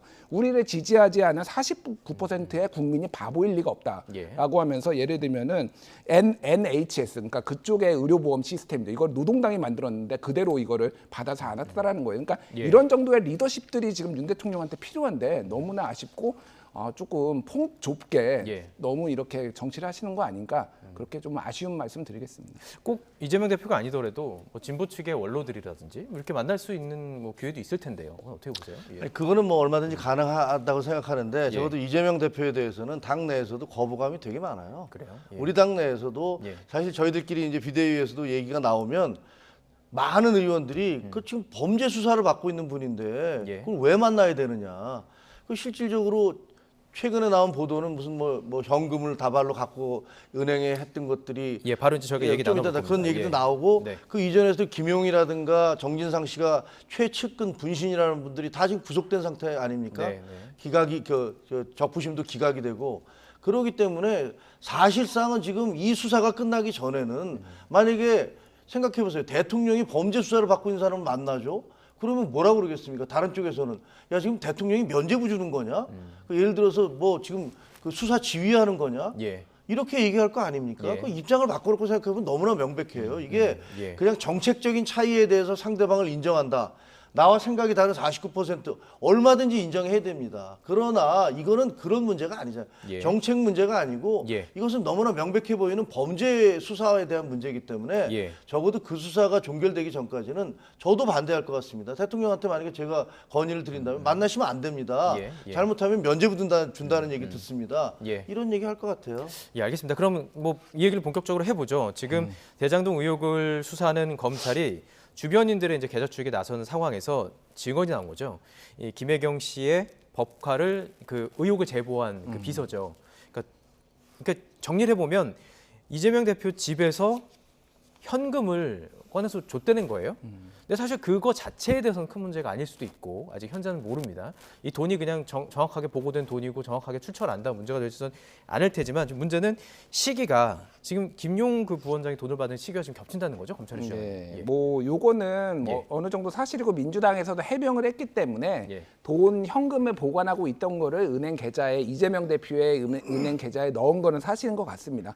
그래서 그 돈에 대해서는 이제 이거는 근데 좀 의아한 게 그런데 이게 만약에 정말로 너무너무 숨겨야 될 정치 자금이었다, 그 비자금이었다 이렇게 한다라면은 이렇게 여러 명의 비서와 뭐 관련된 직원들이 볼 수 있게 그리고 은행에 넣고 은행에 다 넣었을 것이냐라는 게 그냥 기본적인 의구심이죠. 이게 만약에 정말로 대장동 돈이었다라고 한다라면은 그럴수록 더 현금으로 가지고 있고 현금으로 뿌려야 되죠. 그러니까 이게 그건지 아닌지는 아마 이제 공직자 같은 경우에는 특히 이제 뭐 지자체장이나 이런 분들은 다 재산 신고를 하잖아요. 그러니까 매년 재산 신고가 있으니까 사실 어느 정도는 추적이 가능해요. 이게 뭐 막 텀이 몇 년씩 있고 비면은 모르겠는데 이게 지금 2019년 돈이라고 하거든요. 2019년, 2020년 돈이라고 하니까 그 부분은 검찰이 아마 수사를 통해서 밝힐 수 있지 않을까 그렇게 보여집니다. 그리고 김종우 의원께서 아까 전에 하신 거 짧게 말씀드리면은 만나면은 면죄부를 주는 거다. 이게 지금 일종의 지금 검사 동일체를 지금 말씀하신 거나 마찬가지예요. 검찰은 독자적으로 수사를 한다라고 맨날 얘기를 하는데 결국은 윤석열 대통령 눈치 보고 있고 윤석열 대통령 만나니까 우리가 수사를 하지 말아야 되겠다 이렇게 하는 거 아니냐 이렇게 해석이 될 수가 있는 거잖아요. 알아서 하겠죠. 왜 별걸 다 걱정하십니까? 정치는 정치를 하면 되고 정치인은 검사는 수사를 하면 됩니다. 그거를 섞어서 이렇게 말씀하시니까 이게 아직도 검찰총장 같다 이런 얘기가 나오는 거죠. 뭐 아니 왜냐면 드릴게요. 야당이 그동안 말이 안 되는 걸로 계속 연결을 시켜서 공격을 해왔잖아요. 저는 수사 지휘를 한다는 얘기가 아니라 분명히 그렇게 비난을 할 것이다라는 얘기를 말씀드린 거고요. 지금 이재명 대표에 대해서는 저는 더 놀라운 게 그 배 씨라는 비서 있지 않습니까? 그 공적인 분야에만 썼다면서요. 아니 도대체 어떤 비서한테 저렇게 자기 집으로 가져와서 현금 따발을 돈에다 줘서 대신 그거를 입금하라고 할 정도면 아 정말로 저 배 씨라는 분은 그냥 분신처럼 썼구나. 그래서 저게 무슨 이재명 대표가 그 이전에 얘기했던 대로 이 사람은 그냥 공무원으로서 공적 일을 했다라는 사실이 저것도 사실이 말이 안 되는 거구나라는 생각을 저는 하게 됐어요. 그리고 저 지금 돈의 그 출처라든가 그다음에 그게 이재명 대표가 했던 해명이 맞는 것인지 등의 여부에 대해서는 검찰이 수사를 하고 있는 과정이어서 저희가 뭐 여기서 왈가왈부 해봤자 증거도 없고 보지도 않았는데 얘기해봤자 별 의미가 없을 것 같고요. 하여튼 굉장히 특이한 이례적이다라는 사실만큼은 분명한 것 같습니다. 현금이라는 게 그래서 참 어려운 것 같아요. 그러니까 이게 어디로 갔는지 누구한테 왔는지를 밝히기도 어렵고 그러니까 그 증명에 하는 사람 입장에서도 무죄를 밝히기도 어렵고 또 유죄를 밝히기도 참 어려운 게 현금이라는 부분이기 때문에 자, 검찰 수사가 어떻게 연결되는지 다만 지금 검찰이 보는 것은 그 시기가 맞아 떨어진다 여기가 끝인 것 같아요. 아직 어떤 수사 과정은 잘 모르니까요. 자 그렇다면 이것과 파생되는 어떤 정치적인 파장을 좀 여쭤보고 싶습니다. 민주당 내에서 조금씩 목소리가 나오고 있습니다. 커지는 사법 리스크에 대해서 뭐 조웅천 의원도 그랬고요, 김종민 의원도 그랬고 저희가 이제 그래픽으로 어떤 내용인지 얘기를 해드릴 텐데 조금씩 민주당 안에서 목소리가 좀 나오는 거 이거 어떻게 보세요? 자연스러운 현상이라고 봅니다. 왜냐하면은 당이 지금 민주당 전체가 지금 방탄 정당으로 비춰지면 안 되고 또 국민의힘에서는 뭐만 있으면은 이거는 이재명 방탄용이다 뭐 이렇게 얘기를 하잖아요. 그래서 그런 부분들은 저는 뭐 비명계에서 나오는 부분들은 충분히 일리가 있다라고 보는데 지금 원혜영 그 전 의원, 전 최고위원 빼놓고는 그 원혜영이 아니라 죄송합니다. 갑자기 생각이 안 나가지고 부산에 있었던 그 전 최고위원 김혜영 전 최고위원 빼놓고는 사퇴론을 공식적으로 말씀하시는 분은 없거든요. 그러니까 여기에서도 지금 조홍천 의원도 아까 전에 사퇴론까지는 아니지만은 입장 표명은 있어야 되는 거 아니냐라는 건데 그 부분에 있어서는 뭐 이재명 대표가 판단한 일이지만은 충분히 나올 수 있는 일이다. 왜냐하면 측근들의 어떤 비리에 대해서 책임 있는 정치인이 뭐 그거를 의견 표명을 하는 거는 그동안 자연스러웠던 일이었으니까 다만 이제 본인까지 수사를 받고 있으니 이런 부분들이 어떻게 작용할지를 조금 계산하지 않나 그렇게 보여집니다. 그래서 그 부분은 좀 지켜봐야 될 것 같습니다. 자 국민의힘은 지금 당력을 좀 모으고 있는 것 같아요. 공격하는 이재명 대표를 향해서. 아니 근데 저희가 무슨 따로 얘기할 것도 아니고 본인이 한 얘기들만 그냥 돌려드리면 돼요. 작년 9월인가에 그때 그 경선 과정에서 그 뭐라고 하셨냐면요. 이재명 대표가 나 유동규 잘 모르는데 만약에 유동규가 사법 처리를 받게 되면 나는 어쨌든 그 내 부하에 대한 거니까 내가 정치적 책임을 져야 되겠다. 이런 말씀 본인이 입으로 하셨어요.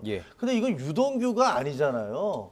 본인이 내 분신이자 오른팔 왼팔이라고 얘기했던 정진상과 김용 씨가 모두 구속이 된 거 아닙니까? 물론 본인들은 지금 그 혐의에 대해서 부인하고 있습니다. 아, 그렇죠. 예. 만약에 그렇게 해서 논리로 피해 나간다면 예. 대법원 판결이 나올 때까지는 아무것도 확정된 게 아니에요. 예, 그러면 예. 정치인은 끝까지 거기에 대해서 대법원 판결 남았으니까 나는 그냥 할 얘기가 없어라고 하면서 질질 끌겠죠.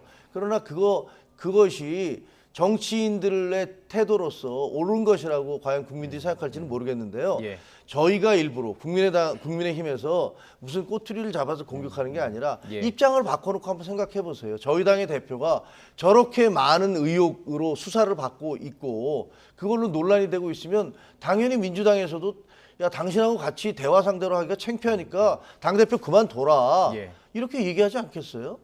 그거는 뭐 저희가 특별히 무슨 이재명 대표라서 그런 건 아니고 예. 아마 입장이 바뀌면 똑같이 할 겁니다. 야당도. 예, 알겠습니다. 자, 한 가지 주제 더 다뤄보도록 하죠. 오늘 그동안 정치권에 상당히 뜨거웠던 내용입니다. 청담동 심야 술자리 의혹입니다. 이것과 관련해서 이 의혹을 최초로 제기했던 사람이라고 볼 수 있을 것 같은데요. 그러니까 이게 지금 경찰 조사에서 거짓이었다. 지금 이렇게 밝혔습니다. 어떻게 보셨어요, 이 과정이요? 이게 과정이 그 첼리스트 A씨라고 하겠습니다. 그분이 7월 19일에 이제 실제 청담동에 있는 바에서 일을 했는데 오후 10시에 이제 퇴근을 한 거잖아요. 그 경찰 조사 결과 이제 위치 추적 결과 밝혀졌는데 그런데 당시에 남자친구가 새벽에 전화를 해서 어디 있었냐라고 하니까 아 이제 뭐 한동훈도 보고 뭐 윤석열 대통령도 보고 뭐 이렇게 거짓말을 한 거잖아요. 사실 그러니까 한 명의 거짓말이 이렇게 좀 황당하게 나라가 전체가 이렇게 시끄러운 일이 됐다라는 것 자체가 조금 개인적으로 황당합니다. 그러니까 이거를 검증할 과정이 분명히 있었거든요. 왜냐하면 이제 남자친구가 전 남자친구 헤어진 다음에 그 이제 제보를 했고 더 탐사라는 곳에서 전 열린공감 TV의 멤버들이 있는 그 더 탐사라는 곳에 제보를 했고 그게 이제 김우겸 의원과 연결된 건데 그 더 탐사의 취재 과정 그리고 김우겸 의원의 합리적 의심 이런 것들이 충분히 걸러질 시기가 있었는데 그런 것들이 좀 확증 편향 그리고 이거에 대해서 조금 내가 좀 뭐 선제적으로 치고 나서 공을 세우겠다 뭐 이런 것들이 막 겹쳐지면서 여기까지 온 것에 대해서 개인적으로 조금 진짜 안타깝고 깝깝하다. 그리고 이 부분에 있어서는 뭐 김우겸 의원이 잘한 게 없기 때문에 어떤 식으로든 뭐 좀 책임을 져야 되지 않나 그렇게 보여집니다. 자, 그러면 저희가 녹취를 하나 좀 듣고 오겠습니다. 김우겸 의원과 한동훈 법무부 장관의 설전이 있었죠. 저희가 좀 준비해봤습니다. 들어보시죠. 김앤장 변호사 30명 가량이 있었습니다. 그리고 윤석열 대통령도 이 자리에 이 청담동의 바에 합류를 했습니다. 기억나십니까? 저기서 제가 노래를 부르고 동백 아가씨를 했다고요? 3시 넘어서? 혹시 그 스토킹의 배우가 김의겸 의원이십니까? 의원님, 저는 다 걸게요. 의원님 뭐 거시겠어요? 저는 다 걸게요. 구체적으로 얘기하겠습니다. 저는 법무부 장관직 포함해가지고 제가 뭘 앞으로 어떤 주의 공직이라든가 뭐 다 걸겠습니다. 의원님 뭐 거시겠습니까? 거시는 거 좋아하시잖아요. 예, 당시 녹취 다시 들어봤습니다. 그냥 여쭤볼게요. 이거 어떻게 보셨어요? 이 과정들을 좀 보시면서 생각하신 게 있을 텐데. 아니 저희가 나오는 사이에 저희들끼리 얘기했지만 예. 다 기자 출신이잖아요. 저희들 있을 수 없는 일이죠. 뭐 저게 기본적으로 육하 원칙에 전혀 맞지 않고 그다음에 나중에 보니까 그 첼리스트가 그러면 김의겸 의원이 한번 전화를 한 적이 있습니까? 전화를 해본 적도 없습니다. 저한테 확인한 사실이 없습니다. 그럼 도대체 뭘 한 거예요? 그럼 어디 장소였습니까? 그러니까 그 장소도 특정하지 못했잖아요. 그리고 그 당사자라는 사람도 전화를 해보지도 않았다고 그래요. 아니 근데 그렇게 엉터리 사실을 가지고 어떻게 저렇게 온 국민이 바라보는 국회에서 국무장관에 대해서 국무위원회에 대해서 그렇게 질문할 수 있는지 그건 저는 정말로 이해가 되지 않고요. 본인도 법조기자를 했었고 그다음에 본인도 청와대 출입기자를 했어요. 그러면 그 시스템이 어떻게 돌아가는지 알 거 아닙니까? 근데 누가 봐도 저는 듣는 순간에 야 저건 말이 안 된다라는 걸 금방 느낄 수 있던데 저런 식의 주장을 어떻게 했을 수 있었을까? 그리고 더 이상한 건 그다음에 당 지도부가 모두가 나서서 이게 사실이려면 제2의 국정농단이다. TF팀을 만들어서 이것을 추적을 해봐야 된다. 이런 식의 얘기들을 하셨단 말이에요. 그래서 저는 그걸 보면서 민주당이 도대체 이성과 합리에 의해서 돌아가는 정당인지 아니면 감정과 증오심에 의해서 모든 그 합리적 판단이 그 눈을 가려버린 것인지 예. 이런 부분이 굉장히 의심스러웠어요. 자, 국회의원으로서 국회에서 이때 문제를 제기했던 것이었고 한동훈 법무부 장관이 그럼에도 불구하고 책임을 지게 하겠다고 지금 계속 얘기하고 있어요. 이거 어떻게 보세요? 그러니까 뭐 이제 국무위원, 국무위원이 이제 명예훼손 뭐 이런 거를 거는 게 이례적이죠. 흔치는 않습니다. 흔치는 않은데 이거는 좀 진영에 따라서 좀 많이 갈릴 것 같아요. 정말로 예를 들면 지금 장경태 의원에 대해서도 지금 대통령실에서 명예훼손으로 걸었잖아요. 이게 적절한 것이냐? 예를 들면은 문재인 정부 때 문재인 대통령에 대해서 뭐 이렇게 전단지로 타노스 그 마블에 나오는 그 악당 빌런 타노스에 뭐 빗대서 문노스라고 했다고 이거를 모욕죄로 걸었는데 국민의힘에서 어마어마하게 비판을 했잖아요. 어떻게 국민을 상대로 모욕죄를 거느냐 그리고 대통령은 참아야지. 그러니까 이것도 똑같이 적용될 수 있을 것 같아요. 물론 이제 한동훈 장관이 이제 뭐 억울한 부분이 좀 있겠지만은 이 과정 자체가 조금 황당한 공격을 받았다고 생각을 했지만은 이거는 좀 어떤 공적인 자리였기 때문에 이거에 대해서 개인적으로 소송까지 가는 거는 적절하지 않은데 과정을 지켜봐야 될 것 같고 법리적으로는 지금 김의겸 의원이 이거를 거짓말인 거를 알았음에도 불구하고 이렇게 했다라고 한다라면 면책특권이 적용이 안 될 수도 있다라는 해석도 있거든요. 그래서 실제 뭔가 이게 면책특권이 적용될지 안 될지는 좀 지켜봐야 될 것 같습니다. 예, 알겠습니다. 오늘 짧게 얘기하실게요. 저는 한 가지 당부드리고 싶은 게 있어요. 민주당한테. 아니 무슨 이게 무슨 빈곤 포르노에다가 무슨 저 조명을 사용해서 촬영했다 이런 식의 그런 것들을 마구잡이로 퍼뜨리셨는데 캄보디아 대사가 와서 한국에서는 왜 이걸 이렇게 지나치게 정치화하느냐. 우리는 대단히 감사하고 있다. 우리 가난한 사람들을 찾아와줘서 이거에 대해서 주의를 환기시켜준 것들에 대해서 감사하고 있다. 이렇게 얘기했죠. 영국에 조문 갔을 때도 이게 뭐 외교 결례네 뭐네 온갖 비난을 퍼부었지만 영국 대사가 와서 아니다 결례 아니다 라고 얘기했고 외교부 장관이 와서 우리는 정말로 감사하고 있다. 이렇게 얘기하지 않았습니까? 아니 EU 대사가 얘기한 얘기는 또 완전히 왜곡을 해서 보도를 하고요. 도대체 이 공당에서 지금 나오는 말들을 보면요. 저는 여태까지 수십 년 동안 기자 생활을 하면서 봤지만 요즘에 민주당에서 주장하는 말처럼 이렇게 터무니없는 얘기들을 쏟아내는 것을 본 적이 없어요. 이게 주제랑 약간 벗어난 얘기를 더 확대하셨기 때문에 한 번 더 기회를 드리고 마무리하겠습니다. 외교 관련된 얘기도 하셨어요.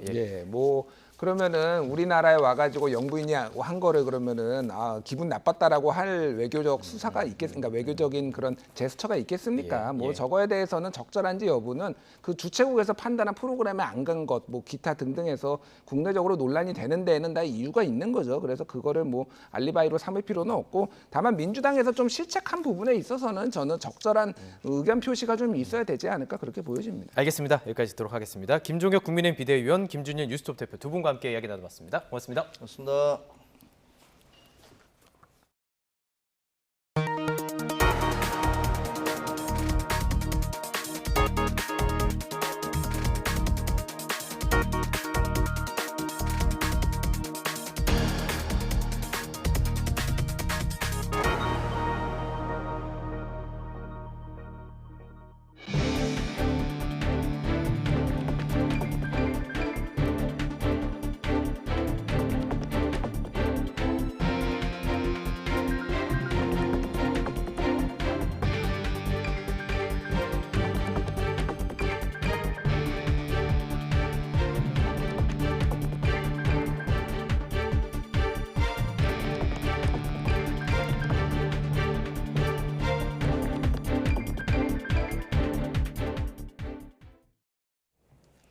미성년 자녀를 둔 성전환자가 성별을 바꾸겠다고 소송을 제기했는데 1심과 2심 법원 모두 받아들이지 않았습니다. 미성년 자녀가 겪을 혼란이 우려된다는 기존의 판례가 근거가 된 겁니다. 그런데 대법원이 전원 합의체를 열고 기존 판례를 뒤집어 허용하기로 했습니다. 어떤 취지인지 최민기 기자가 보도합니다. 남성으로 출생신고된 A씨는 성 정체성을 숨긴 채 결혼해 두 자녀를 낳았습니다. 이후 5년여 만에 이혼했고 성전환 수술도 받아 남성이 아닌 여성의 삶을 택했습니다. 가족관계 등록부상 성별도 여성으로 바꿔달라는 허가 신청도 냈습니다. 그러나 1심 법원은 성별 정정을 허용할 경우 미성년 자녀는 아버지가 여성으로 바뀌는 상황을 일방적으로 감내해야 해 부정적 영향이 우려된다며 A씨의 신청을 받아들이지 않았습니다. 기존 판례를 따른 것으로 2심 역시 마찬가지 결론을 내렸습니다.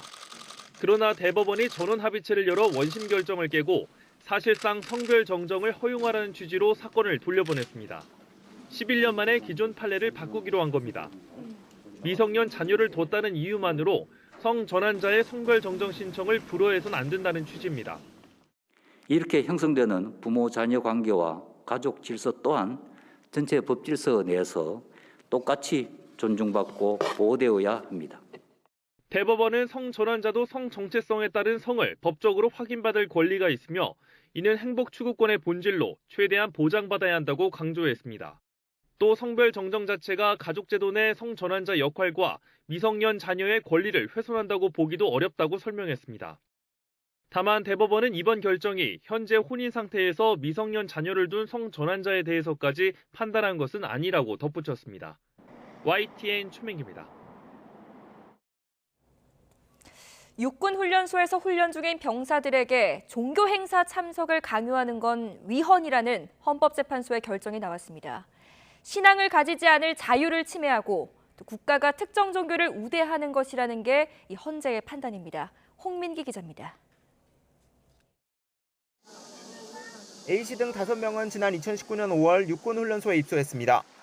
기초훈련 1주차 주말 아침, 분대장은 A씨 등에게 훈련소 안에서 열리는 개신교, 불교, 천주교, 원불교 종교 행사 가운데 한 곳을 선택해 참석하라고 말했습니다.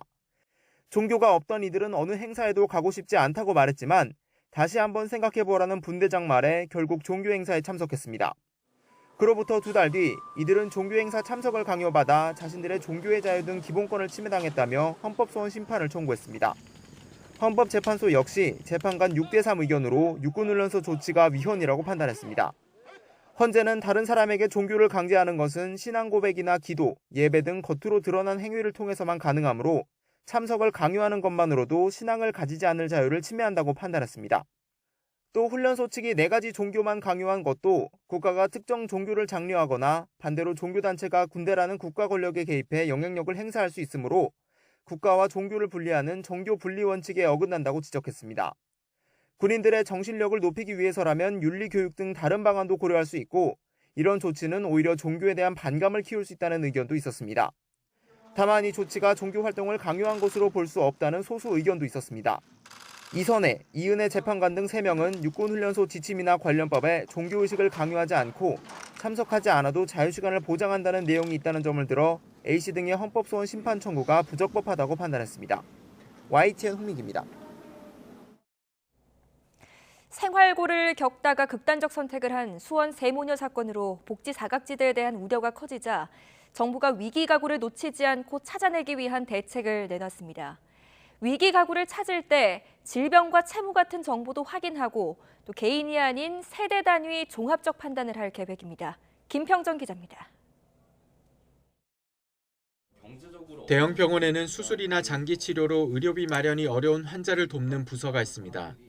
재난적 의료비 같은 정부의 복지 제도를 안내하는 것은 물론 병원이나 외부의 기금을 지원받도록 연결해 주기도 합니다.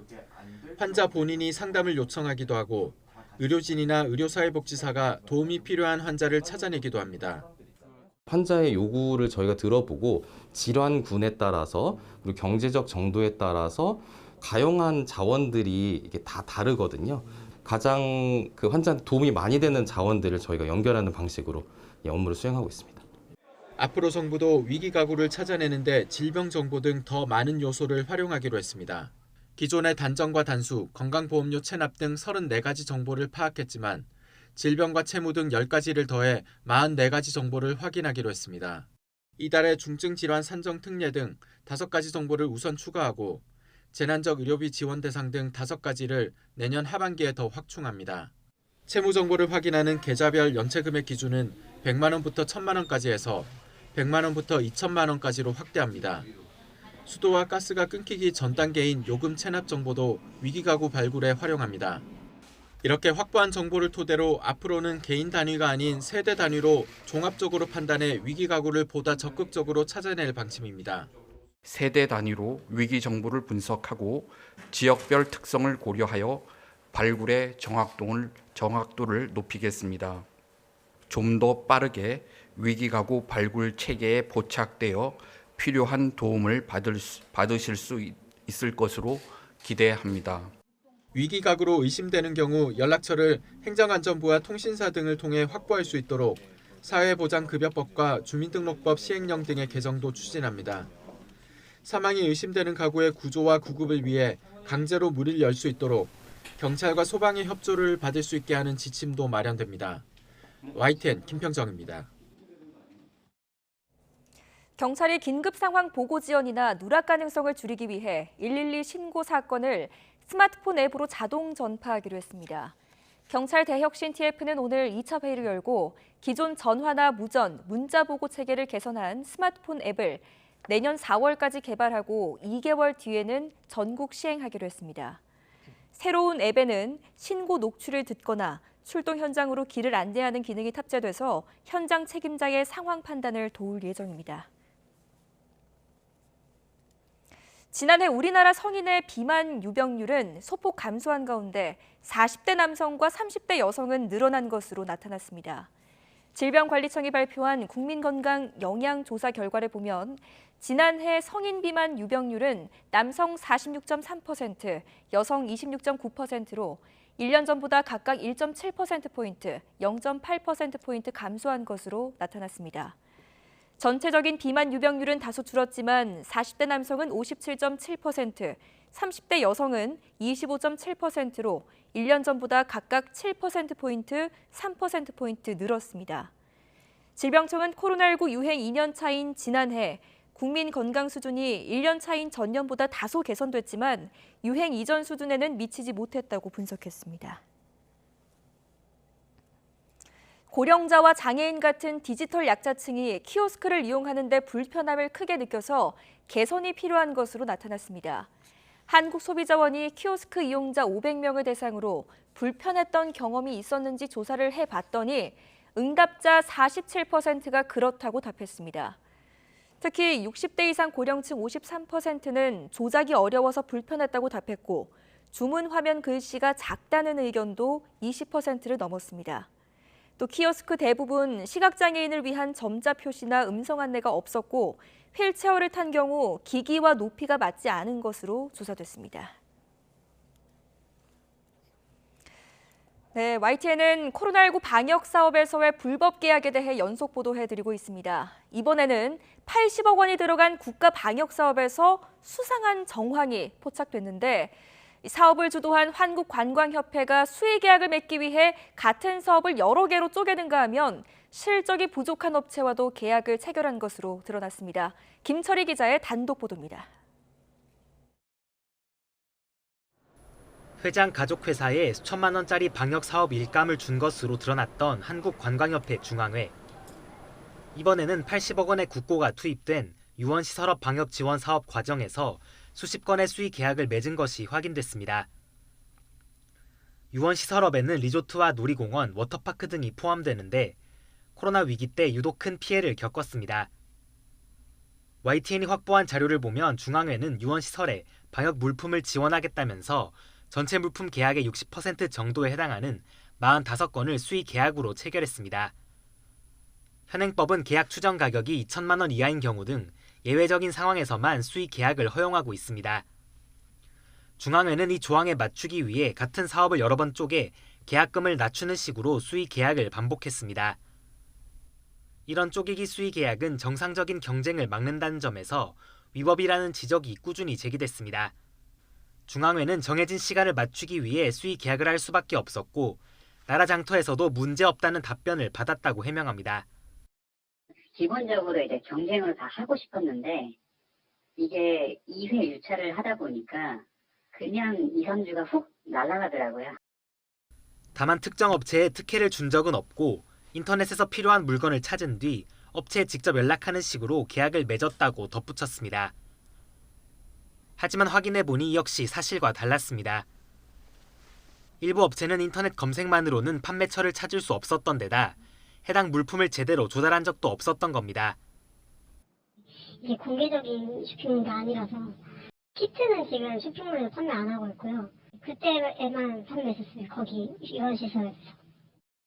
중앙회는 뒤늦게 물건을 찾기 어려운 경우 아름아름 소개받아 계약한 경우가 있다고 추가 해명을 내놨지만 정확히 누가 왜 해당 업체를 추천했는지는 기억 못한다고 말했습니다.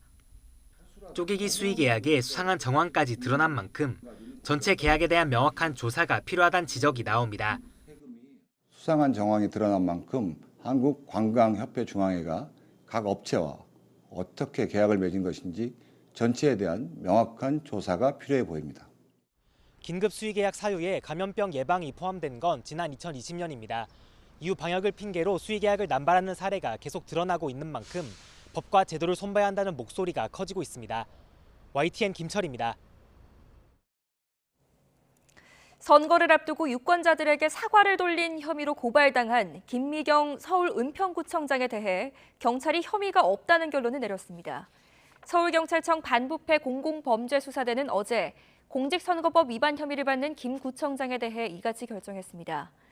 다만 지난 16일 구속한 김 구청장의 수행비서는 혐의가 있다고 보고 검찰에 넘겼습니다. 경찰은 지난 6월과 9월 두 차례에 걸쳐 은평구청을 압수수색하고 여러 진술을 확보해 종합한 결과 사과를 보낸 수행비서의 혐의는 인정되지만 김 구청장이 관여한 정황은 드러나지 않았다고 설명했습니다. 지난 9월 국민건강보험공단 직원이 46억 원을 횡령하고 도주한 사건이 있었습니다. 2달 넘게 지났지만 도주한 직원은 여전히 오리무중이고 사라진 국민 세금 아직까지 찾지 못하고 있습니다. 홍성욱 기자입니다. 46억 2천만 원. 건강보험공단 재정관리실 최모 팀장이 지난 4월부터 반년 동안 횡령한 돈입니다. 지난 9월 횡령 사실을 확인했을 때는 이미 휴가를 내고 필리핀으로 잠적한 뒤 회수한 돈은 7억 원이 전부, 국민 세금 39억 원이 증발했습니다. 저희가 최대한 한수 노력을 하고요. 가능하면은 국민들께 피해가 가지 않는 방안을 저희가 논의하고 또 만들어 보도록 하겠습니다. 수십억 원을 횡령한 직원이 해외로 도주한 지 벌써 2달이 넘게 지났습니다. 하지만 여전히 행방은 알 수 없고 또 돈을 어떻게 회수할지도 정해지지 않고 있습니다. 직원들이 십시일반 횡령액을 메우는 방법을 논의 중이라는 말이 공단 내부에서 돌기도 했습니다. 하지만 돈을 훔친 사람 따로, 갚는 사람 따로냐는 불만의 목소리가 나왔고 없던 일이 됐습니다. 지금 현재는 아무것도 나와 있는 사항은 없어요. 직원이 17반 모아서 어떻게 할 건지 그런 부분에 대해서는 아직 논의되고 있는 건 없어요. 결국 경찰 수사만 바라보고 있는 상황. 최모 팀장은 친인척 등 가족은 한국에 두고 혼자 필리핀으로 도주했습니다. 경찰은 최모 팀장 여권을 무효화시키고 인터폴과 공조수사를 벌이고 있습니다. 필리핀에서 해서 바깥은 못 나간 것 같아요. 바깥에는 못 나간 것 같은데 필리핀이면 섬이 7천 개나 가고요. 보건복지부는 건보공단에 기관 경고 처분을 내리고 임원 등 3명에게 중징계를 요구했습니다. 건보공단도 재발 방지 대책을 수립했지만 정작 사라진 직원 행방을 찾지 못하며 소 잃고 외양간 고쳤다는 따가운 비판 목소리가 나오고 있습니다. YTN 홍서욱입니다. 검찰이 계열사를 부당하게 지원한 혐의로 공정거래위원회에서 고발된 한국타이어에 대해 강제 수사에 나섰습니다.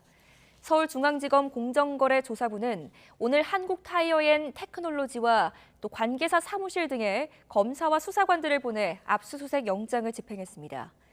압수수색 대상에는 조현범 한국타이어 회장의 집무실도 포함된 것으로 전해졌습니다. 검찰이 계열사를 부당 지원한 혐의를 받는 SPC그룹 허희수 부사장을 소환 조사했습니다. 서울중앙지검 공정거래조사부는 어제 허영인 회장의 차남 허희수 부사장을 피고발인 신분으로 불러 조사했습니다. 검찰은 허 부사장을 상대로 보유하던 계열사 밀다원 주식을 SPC 삼립에 저가로 넘긴 이유와 또 그룹 차원의 부당 지원에 얼마나 개입했는지 등을 캐물은 것으로 전해졌습니다. 치킨 프랜차이즈 BHC와 제너시시 BBQ 그룹의 이른바 치킨 전쟁 손해배상 소송전에서 2심 재판부도 BHC의 손을 들어줬습니다. 서울고등법원은 오늘 오후 BHC가 BBQ를 상대로 낸 상품 대금, 물류 용역 대금 소송 항소심에서 BBQ가 상품 공급 계약과 관련해 120억 원, 물류 용역 계약에 대해선 85억 원을 배상하라며 BHC 일부 승소로 판결했습니다. 다만 앞서 1심에서 내려진 전체 배상액과 비교하면 배상 액수는 절반 이하로 줄었습니다.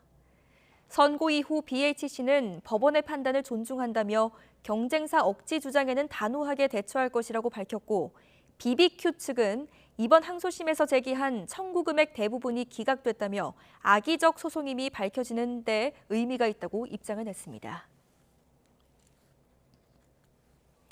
서해 류성룡의 대통령, 요즘 말로 다이어리가 일본에서 환수돼서 공개됐습니다.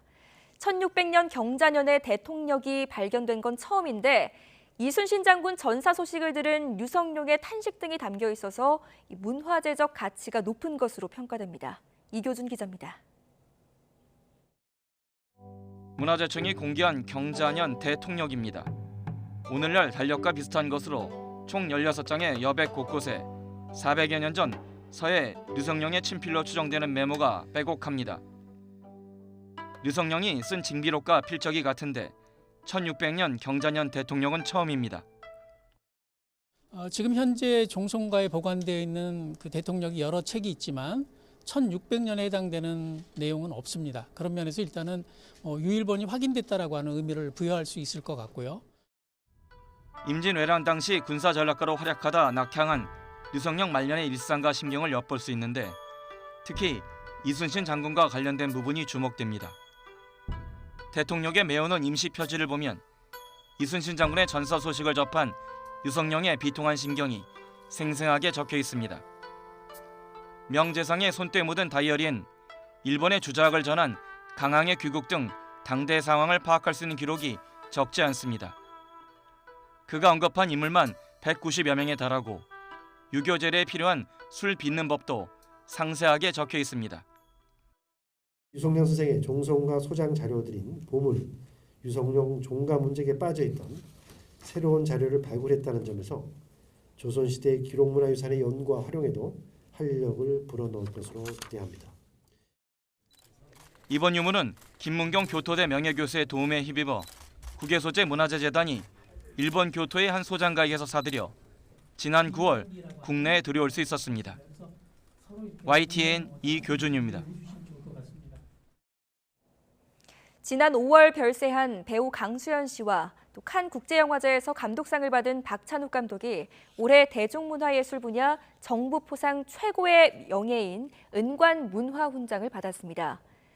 문화체육관광부와 한국콘텐츠진흥원은 국립극장 해오름극장에서 열린 대한민국 대중문화예술상 시상식에서 두 사람을 포함해 대중문화인 28명에게 훈장과 표창을 수여했습니다.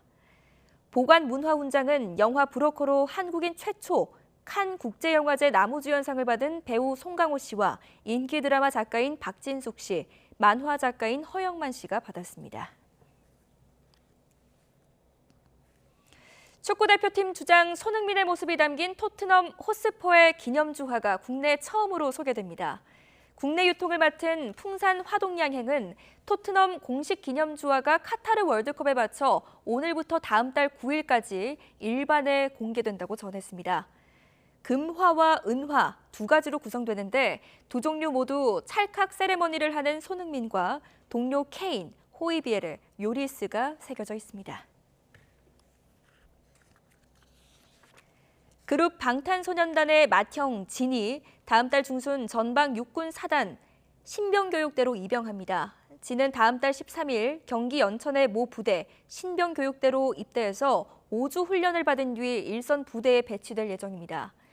이와 관련해서 진은 SNS를 통해 훈련소에 오면 혼잡해서 위험할 수 있으니까 오지 말아달라고 팬들을 향해 당부하기도 했습니다.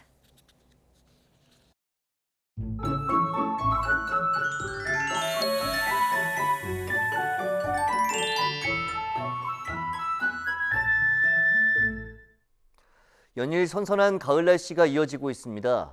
기온 자체도 크게 오르고 여기에 따스한 볕이 더해지면서 온화하게 느껴지기도 했는데요. 내일은 오늘보다 기온이 조금 더 오릅니다. 우선 서울 아침 기온이 7도로 아침에는 오늘과 비슷하거나 조금 높아 큰 춥이 없겠고, 한낮에는 서울 기온이 15도까지 오르며 선선하겠습니다. 특히 강릉 21도 등 동해안은 20도 안팎까지 올라 무척 온화하겠습니다. 내일은 오후부터 하늘이 흐려지겠고 중서부와 전북에는 늦은 오후부터 모레 새벽 사이 한때 돌풍과 벼락을 동반한 5mm 안팎의 비가 조금 오겠습니다. 또 내륙에는 아침까지 서리가 내리거나 물이 어는 곳이 있겠고 수도권과 충북, 대구는 오전에 초미세먼지 농도가 짙게 나타나겠습니다. 내일 아침 기온 예년보다 1도에서 6도가량 높겠습니다. 서울 7도, 대전 3도, 광주 5도, 대구 3도로 예상됩니다. 낮 기온은 예년보다 5도에서 9도가량 높겠습니다. 서울 15도, 대전 17도, 광주 19도, 부산 20도로 예상됩니다. 주말에는 날이 반짝 추워지겠고 다음 주 초반 전국에 비가 내린 뒤에는 더 강한 추위가 찾아올 전망입니다. 날씨 정보였습니다. 네, 이상으로 뉴스나이트 마치겠습니다. 함께해 주신 여러분 고맙습니다.